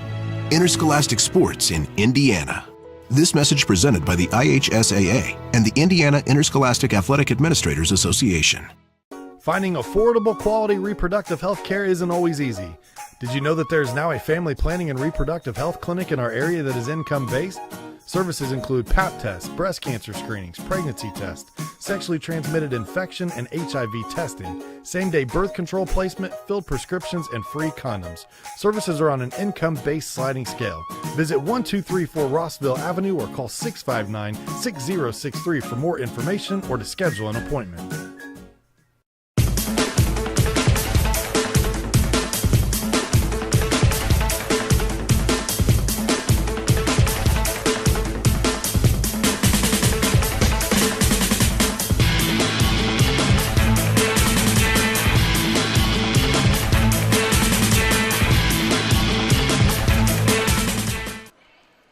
Back here at Case Arena, Mill Holland Court, it is the second set of the championship match of the 2023 Clinton County Alumni Volleyball Tournament. And some highlights, as you see, of the first set. It was a very, very quick, it was a very, very competitive and quick first set as Rossville got the job done 25-23, so we almost needed extra points and did not. For those playing at home, Sean Walker is figuring out who number 24 is on the Hot Dogs for now. And that'll be a quick point for Rossville. A big swing from Maddie McGill to start things off. Yeah, Rossville able to take game 1 and trying to set the tone here in game number 2. We've only saw one match go to 3 sets today. And that's the kind of momentum they needed. Carrie Beasel adding her 5th or 6th ace. Really, really strong placement. Able to bend the ball to exactly where she wants to go, and it's not going to the same place every time. So trying to change that strategy on the fly can't be easy. Beasel Sets it up. A little bit off the mark. Back on the other side, the set to a secret dump. A lot of steam coming off of that ball. Oh, wow, it's still there, but it's going to Frankfurt. So credit them with the block. I believe that was Emily Sherrar. 2-1. Rossville in front. They lead the set score 1-0. Big swing on the interior from Maddie McGill. That's hard to do when you're not close to the net. All right, I'm 98% sure that it's Ashley Timmons. We'll go with that. I'm going to leave a 2% window to get myself out of it just in case. We'll go with it. Nobody tweeted us, so perhaps it is.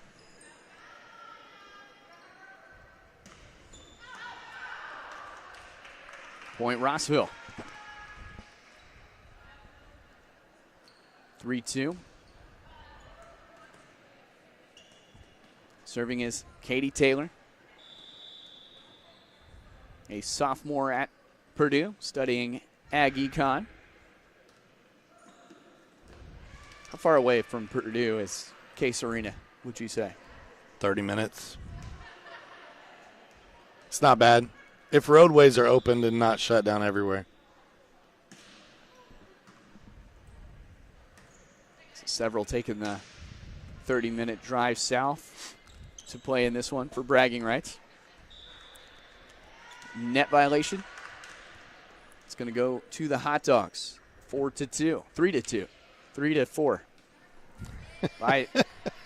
It's one of those. Yeah. Take your pick. You'll get there.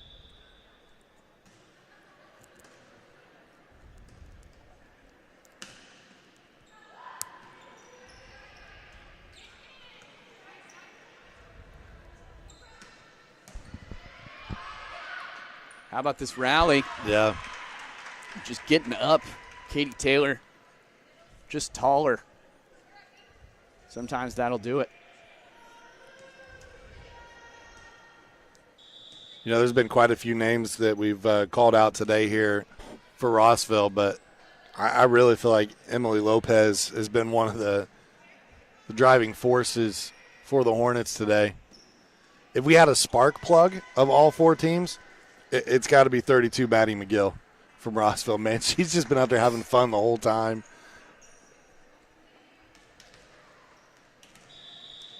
Everybody energetic. 5-4. Very, very close matches. It's been the story of the afternoon so far. Yeah, Rossville would like to find a way to end this in 2, walk away champions. Frankfurt fighting to push to a game 3 and give themselves a chance to walk away with the crown. Maddie McGill just dumped that one over. As we see substitutions coming in, Lacey Starkey, Casey McGill, and Addie Cooper.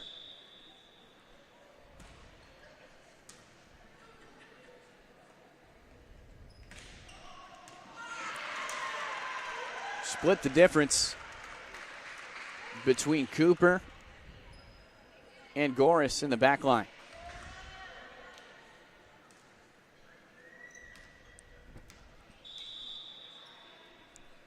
(6-5) Hornets lead.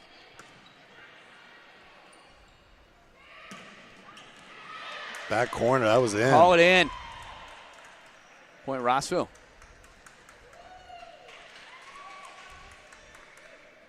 Great placement there. Pretty good unbiased judging from the line crew, who is our current representing Frankfurt for sure. Yeah.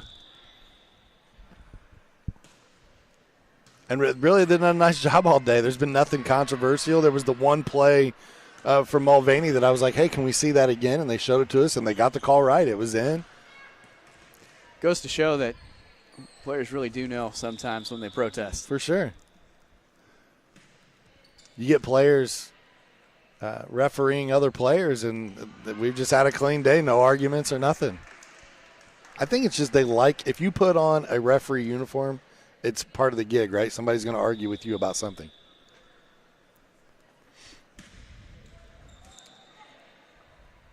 A job I could never do, but one that's vital to Indiana high school sports for sure.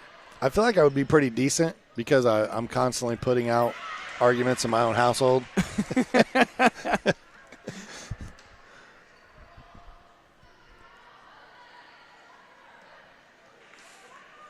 These chores are under review.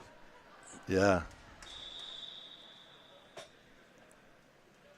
Rossville opening up a 5-point lead now, make it 6. Going on a little run. We'll see if Coach Rushton takes a time out here and talks it over with her alumni group.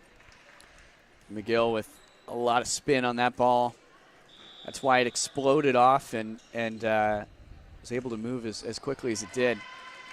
McGill follows that one up with one she wishes she could get back, I'm sure. Nia Olivius, who had 6 kills in 1 set earlier in the day, by the way. It was tipped, so that'll be a hot dog point. 11-7.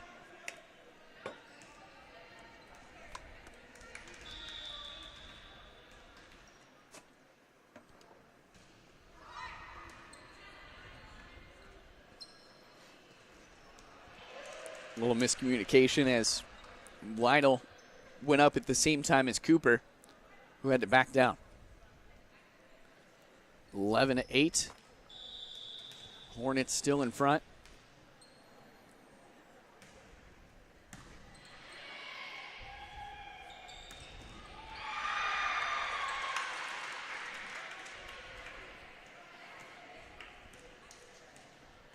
Fans still fired up as Emily Lopez checks in.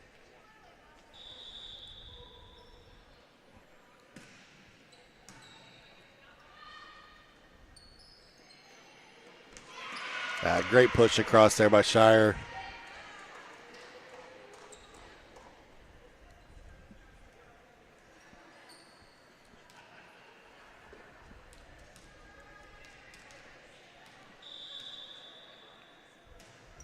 Frankfurt trails by 3. Yeah, it seems like Frankfurt's been able to fight and claw their way back and keep it competitive and close, but Rossville's just had that little extra edge. You know, Frankfurt will get it within 1 or 2 or even tie it up, and then Rossville goes on a little run.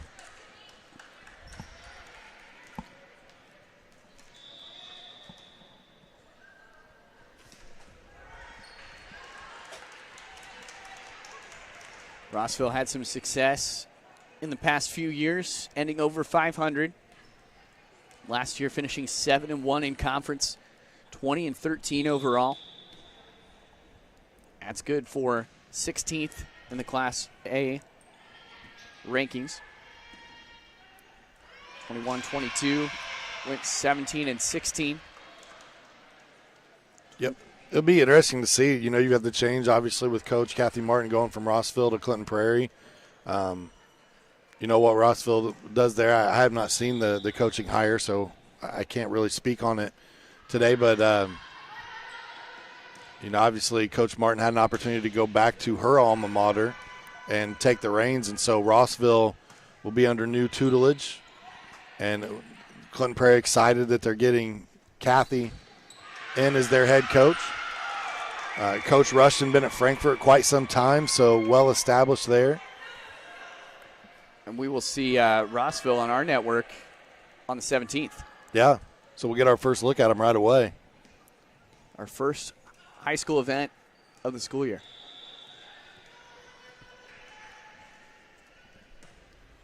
Senda Perry got up with a little limp, so she heads back to the sideline. Hope she's okay. As the sub checks in. I want to give some love to Stacy Swan, who filled in as an interim head coach last year for the Gophers when they went through a kind of season got started, got a few weeks in, and head coach Lindsey Charles stepped away. Stacy Swan stepped up and had a really successful season. And I honestly thought that Stacy would probably have the lead in taking that head coaching position, but Clinton Prairie wanted to go back and bring in, a familiar name and former player, and was able to do that. But hats off to Stacy and the job she was able to do with those girls last year.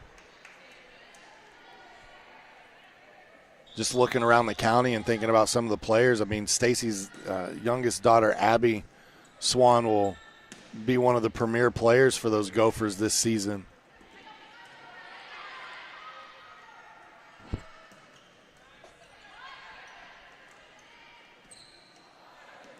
A lot to be said for how high quality this volleyball is for what we can expect this season. Yeah, it's going to be interesting because if I remember, Clinton Central had a pretty young team, and so not a ton of turnover there, but Rossville had quite a bit of turnover. Clinton Prairie had quite a bit of turnover, and Frankfort's in the same regard. They lost their top hitters a year ago, so new season, new names, new faces, and it's going to be fun to watch it all play out. 15-13. Big hit. Set it up again. How about the block from Sherrar? Right place at the right time. And a good strategy. Checking back in, Kimberly Kingma.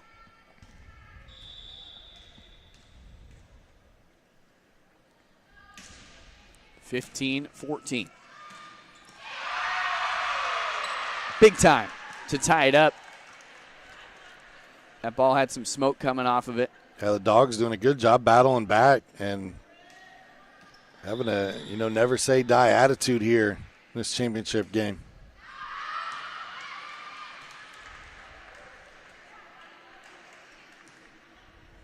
That one's out.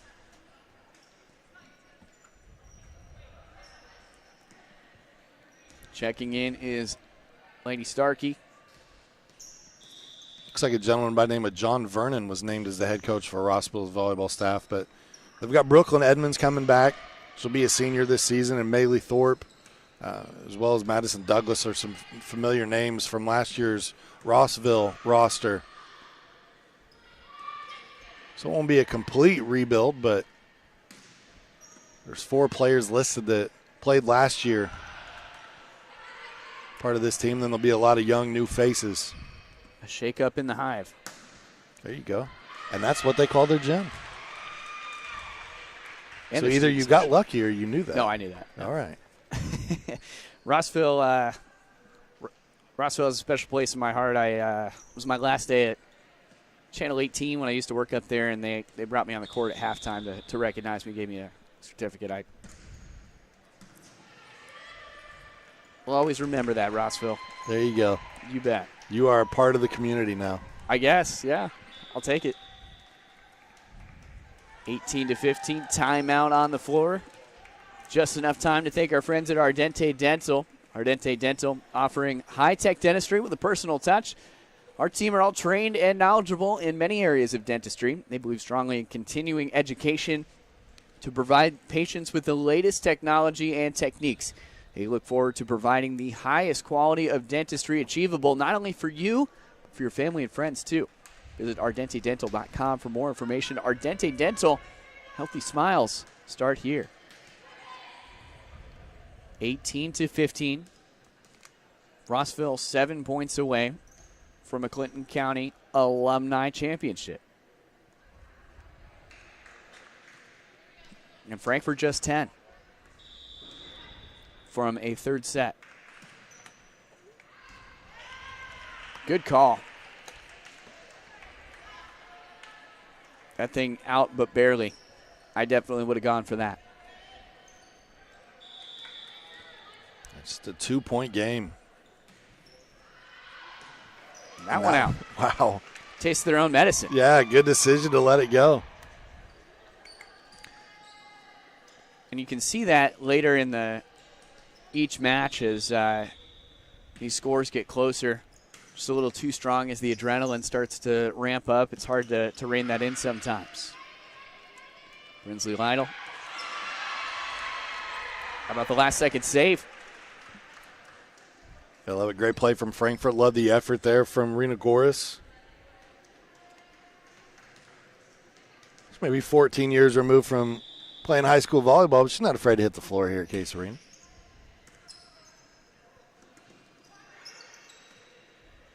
Two over the head balls. I wonder, because, you talk about coaches and what they leave you with and what they instill in you and your work ethic and things.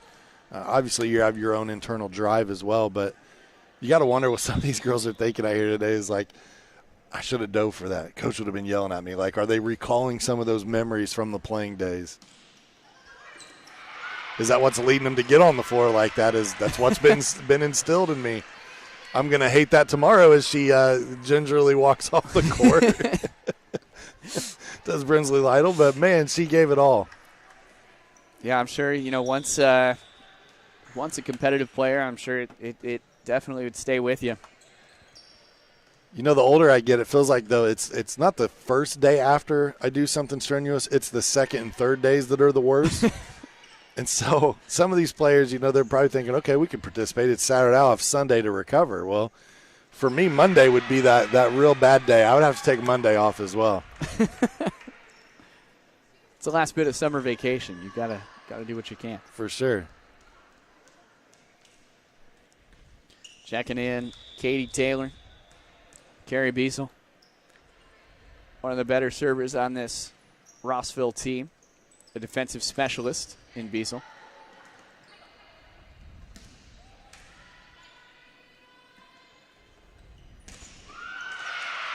Tipped. Frankfurt point. Crowd really getting into it now. A lot of the crowd is sitting just below our cameras, so you can't quite see them. The acoustics are so great here in Case Arena. It doesn't take a lot to get this thing rocking. For sure. Yeah, they moved the scorers table to this side so it didn't interfere with the lights of the cameras when they did the remodel, and the fans followed. They came to this side as the home side, so they want to sit right behind the bleachers and be that close to the action. I don't blame them. 21-20. It's within a point. Yeah. Rossville is 4 points away from a championship. Frankfurt 5 from a second set. Yeah, trying to push for game 3 here. Rossville point. All coming down to this.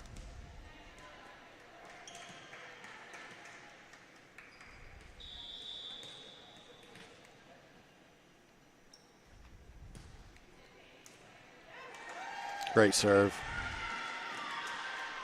Had a good amount of side spin on it, and those are so tough to try to play.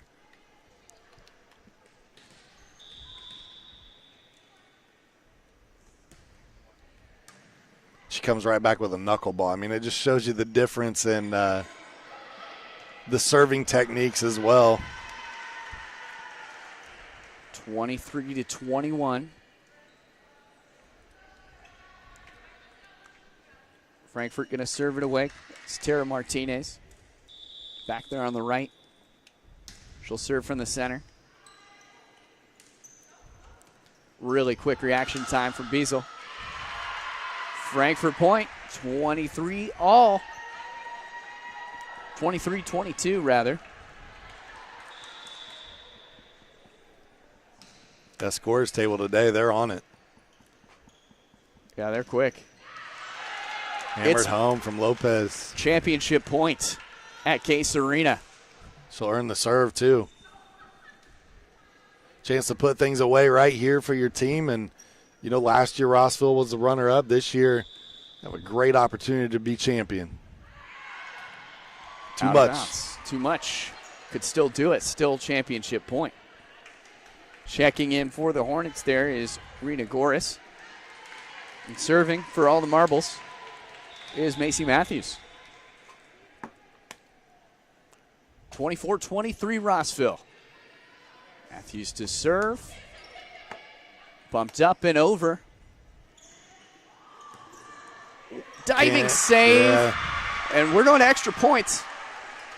24-24. Got to win by 2. And Frankfurt's got the server they want at the line right now, and Macy Matthews, one of the assistant coaches, here for the squad, and she's done a really nice job back there at the line today.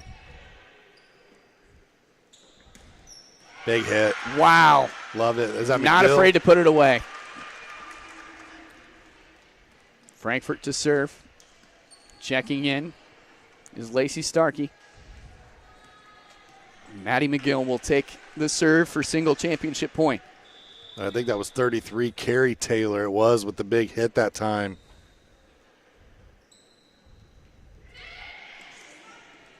So we're not short on twins today. We had Carrie and Katie Taylor for Rossville. We had the Wilson twins for Clinton Prairie. 25-25. Frankfurt drops one in right there. Back and forth action. Back to deuce. As checking in is Jacinda Perry.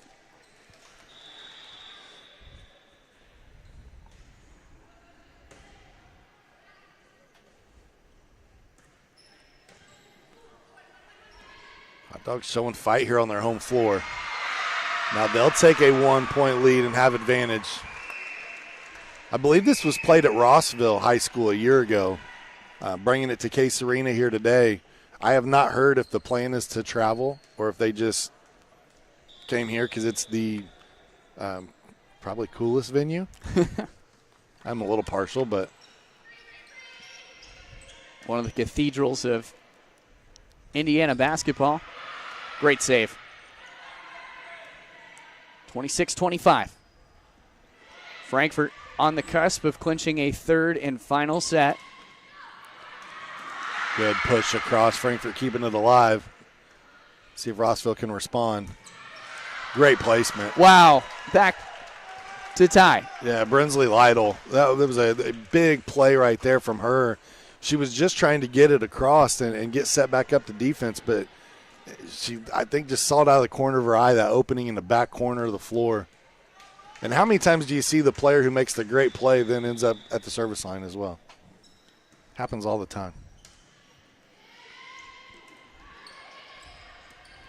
Rossville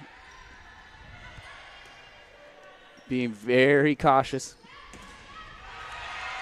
Big time swing. Didn't work that time.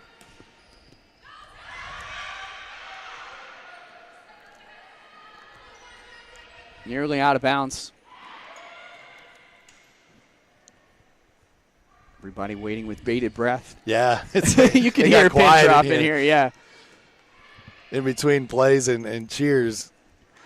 And then you hear the eruption there as Frankfurt takes advantage again. Advantage Frankfurt, 27-26. Timmons comes back in. That's what we're going to run with.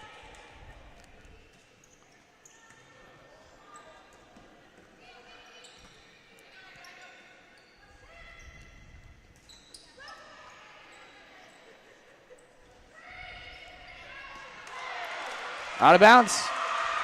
That does it. We're heading to 3. All right. Extra volleyball at Case Arena in the championship match. You wouldn't have it any other way. We'll see who wins it on the other side of this break here on the ISC Sports Network and the Hot Dog Network. Stick with us. This is your IHSAA. This is your state. This is your high school. This is your athletic association. Fans, I'm IHSA Commissioner Paul Knighty, and we're here to make sure that all of this remains yours. This is your state. This is your community. This is your IHSAA. I brought you a present. A book. Follow the adventures of the Ardente Dental team as they fight cavities, gum disease, and create beautiful, healthy smiles. Inconceivable. Hello, my name is Dr. Snyder. You cause cavities. Prepare to die. Inconceivable. To make your smile look straight and fine, our braces per month are just $1.99. Inconceivable. You keep using that word, I do not think it means what you think it means. Have fun at Ardente Dental. Some people see a huddle in the locker room. We see a second classroom. Some see a student athlete on the court. We see a future leader in the community. You see, high school sports in Indiana are special. That's because they're about learning and growing, not just winning and losing. Fans, I'm Commissioner Paul Neidig. Support education-based athletics in Indiana by buying a ticket to your high school's next athletic event. We are back, and we're going to get straight into it. Everybody very excited to get going. Already ready to serve is Carrie Biesel. This is the third set of the Clinton County Alumni Volleyball Tournament Championship. This one is to 15. Winner take all, and Frankfort shoots first. You know, I thought the most exciting match of the day was going to be a pay-per-view event tonight with Jake Paul and Nate Diaz. And is that tonight? It is tonight. Instead, it's Frankfort and Rossville Alumni right here for the championship, all the marbles. A real blue chip of a match. Who knew? Who knew? These two teams, you know, they still had 90 seconds on the clock. They could have rested a little bit. Both of them took the floor. They're staring each other down through the net. Let's roll. Our awesome crew had a whole replay package that unfortunately won't see the light of day. No. 2-1. Hornets in front. That just shows you the competitive fire we have here. Again, this one, 2-15. Addie Cooper. Tipped up. 1 hit to go. Cooper. Almost in time. Forced that one over. And here's time Rossville has to set a play. And you can't give a free ball to that tough front court that the Hornets bring. That was Taylor again. Carrie Taylor, 33 for Rossville. Man, she's bringing it here late. We started to call her name quite often. Ace. Addie Cooper. 4th of the day and a timeout. Perfect amount of time to thank our friends at Mulberry Telecommunications, currently offering service in Mulberry, Dayton, rural Lafayette, rural Frankfort, and soon Carroll County and Clinton County. Portion of Carroll County right now with Piermont, but definitely fiber is put. So long story short, fiber is laid all over Flora, Bringhurst, Cutler, and even out in that area. You can go to mintel.net and look at our service map, and you can see where we're building currently and where we're going. The cool thing about it is we're building a building up there. I'm saying building a lot, but they're resurrecting a structure that will facilitate the services, and that has been delayed a little bit in the process, but it is now rocking. It's almost finished. We hope to start installing customers in that area next month in September. So it's been long overdue, a long wait. We're as eager as everyone, but soon enough, Mintel Fiber Optic Services will be there. That's what we run our broadcasts off of as well, as Addie Cooper picks up her 5th ace of the day. Residential, commercial, whatever you need, we've got you covered. 5-1, Hornets in front.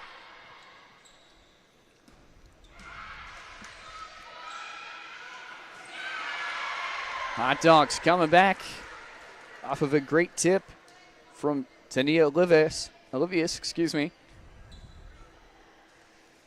2016 Frankfort grad who's at IUPUI now studying computer science. Punched over. Saved. Hitting the deck was Cooper. Tipped in. That'll be a hot dog point. Yeah, Olivas is making her mark here in Game 3. She was key for them in the first match of the day when they took on Clinton Central. And it's been a little quieter here in this championship match, but she's showing up right when the time is needed. Her and Perry. 5-4.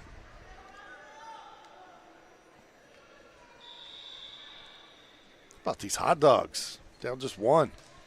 A lot of fight on their home turf. Whoa.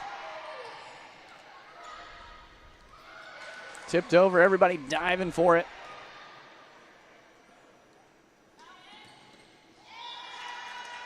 Yeah, pass a little too close to the net that time. if you can't see the passion out there, you need to get your eyes checked. 5-5, and right. people just diving for it and doing everything they can, playing like they're back on the high school squad.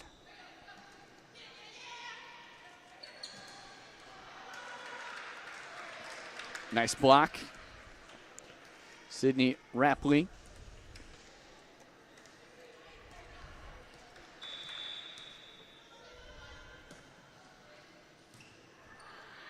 Great serve. Back over to Rossville, and that's been the story of the day. Frankfort going on a run, tying things back up, or even taking a small lead, and then Rossville just puts it away. We said it earlier, Goris, an alumni of Rossville, but she will be on the bench this season at Clinton Prairie as an assistant coach with Kathy Martin. She's played really well today. 2009 graduate. Goris serving. Wow, I thought that hit the deck, so the fact that it even popped back up is a miracle. Jacinda Perry got low to get that one. Another great play by Taylor, one of the Taylor twins, Aaron Carey. And a quick timeout as this one only playing to 15 and 4-point lead for Rossville right now. So, Sean, now that we have a little time to breathe, what is it that Rossville can do to put it away now that you've seen them play in 4 sets? Yeah, keep their foot on the gas, keep communicating. They've been best today when they've been aggressive and they've communicated well. And I know it's tough. It's an alumni game. You're not used to playing with some of the players that are on the floor with you. But at this point, you're starting to figure things out. And just do your best to keep your passes crisp and stay on the tack, not give any free ball opportunities that could lead to points for Frankfort. Already getting back to it. Nobody using the full length of the minute for a timeout. No, didn't need it. Rossville point. Maybe they needed it. 10-5 score. Sometimes you like those quick short timeouts. Just get the point out and let's go. I'm sure how it feels for the players. In the high school game, you've got music and PA announcers and that sort of thing. Not today. Today it's just the sport, which is really cool to see. Here's an opportunity for Frankfort. We saw Jacinda Perry earlier today at the service line against Clinton Central. She was dominant to start that very first game of the day. They really need her to run off 4 or 5 points and get them back into striking distance here. Try to change the momentum.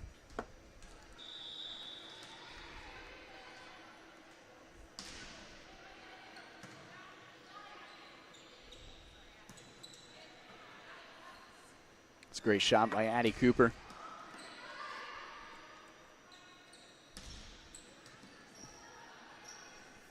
Frankfort, you can see some of the fatigue starting to set in. It's a long match. I love that all 4 teams were represented well today. While we've seen quite a bit of the same faces out on the floor and in similar rotation, really both teams have used their entire benches and they've been able to get players breaks when they needed it. 10-7.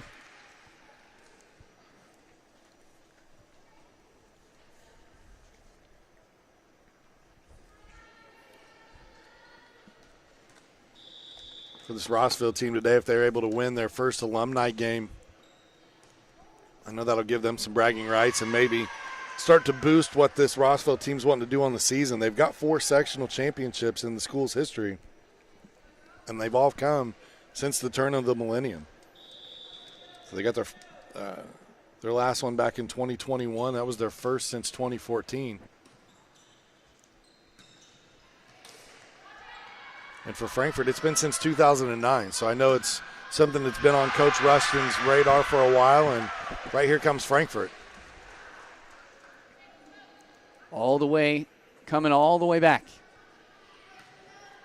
Like I said, it was 10-6 when Perry went to the service line, and they just needed something from her to rally them and get them back into this where you can try to change the momentum. This is such a momentum sport. It's all knotted up at 10. I mean, there's been times where you've seen teams play and the one team takes the first 2 games in dominant fashion, and I'll be darned if the team doesn't come back and win 3 straight, to take the match, because it's such a momentum-based team where just, a hanging head can change everything. Addie Cooper spin move. Look at this, keeping it alive. Great work. Wow. But nicely done by Taylor and Rossville right there to keep the pressure on, JD. Just a huge, huge arm going cross court. We haven't seen a real shot like that. Calling on it when you need it. Yeah, in a long time. We saw it briefly from Jade Mulvaney, who had a couple of those on the opposing side. 12-10. Mulvaney, of course, plays for Clinton Prairie. Casey McGill will be the one to serve. 12-10. Rossville 3 points away again. This time, Frankfort 5 points away. Make it 4 points away from the Clinton County Championship. And I'm not sure who finished 3rd and 4th last year. Sometimes it's just luck in how the rotation, rolls around. But to have Perry there when you needed her at 10-6 and now to have Matthews at the line doesn't benefit him here. But that's where Frankfort wanted to be in rotation. Those have been the 2 today that when they've been at the service line, the team has played really, really well. Rossville's just been pretty darn consistent all day. I mean, they've got a great team of girls out there today. As Frankfort still not going away quietly.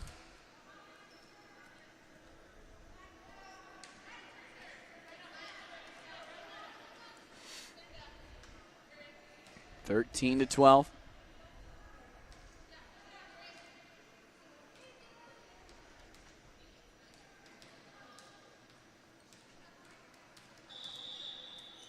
Frankfort taking their time.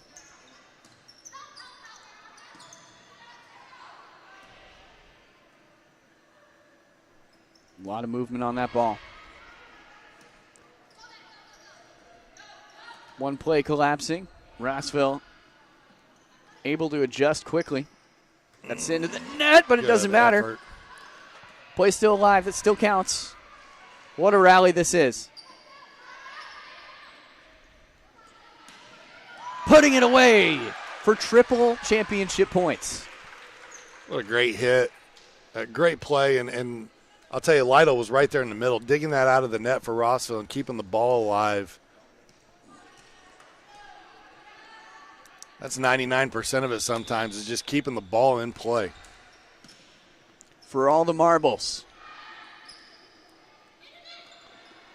Oh, Frankfort again says, hang on a minute. Hang on. Just wait. Still one more opportunity for Rossville before we start going to extra points.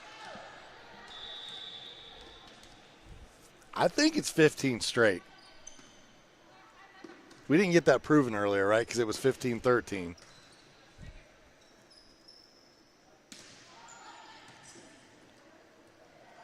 Oh, wow. Bumping it up and over, using that net. Hard to do. Dugout. Big swing. Got to get there. Ball goes way up. Got to hit this. Wow. Free ball. Rossville trying to put it away. Another chance here. Really good backline defense. They give it back to Lopez.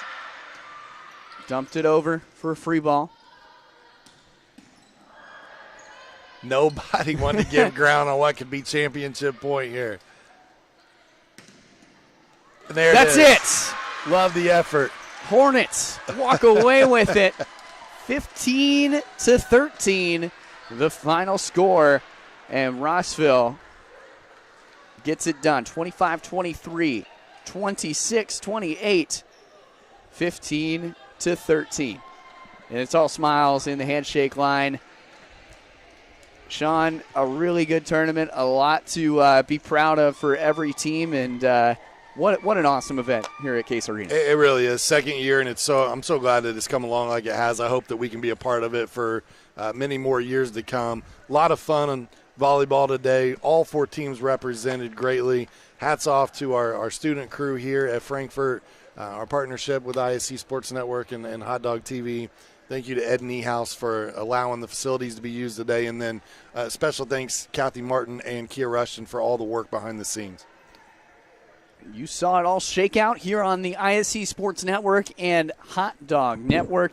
Rossville claims the Clinton County Alumni Volleyball Championship alongside Garrick Burge, Jennifer Del Toro, Christian Rascone, Marco Reyes, Director Richard Sally, and color analyst Sean Walker. I'm JD Arlen saying so long, and we'll see you next time. Many communities in rural America are often overlooked as underserved. These communities are being left behind due to lack of internet and access to state-of-the-art technology. That's why Mulberry Telecommunications provides rural broadband services and technology and is growing their presence in north central Indiana. Because every community deserves infrastructure and beyond. To learn more, contact us today.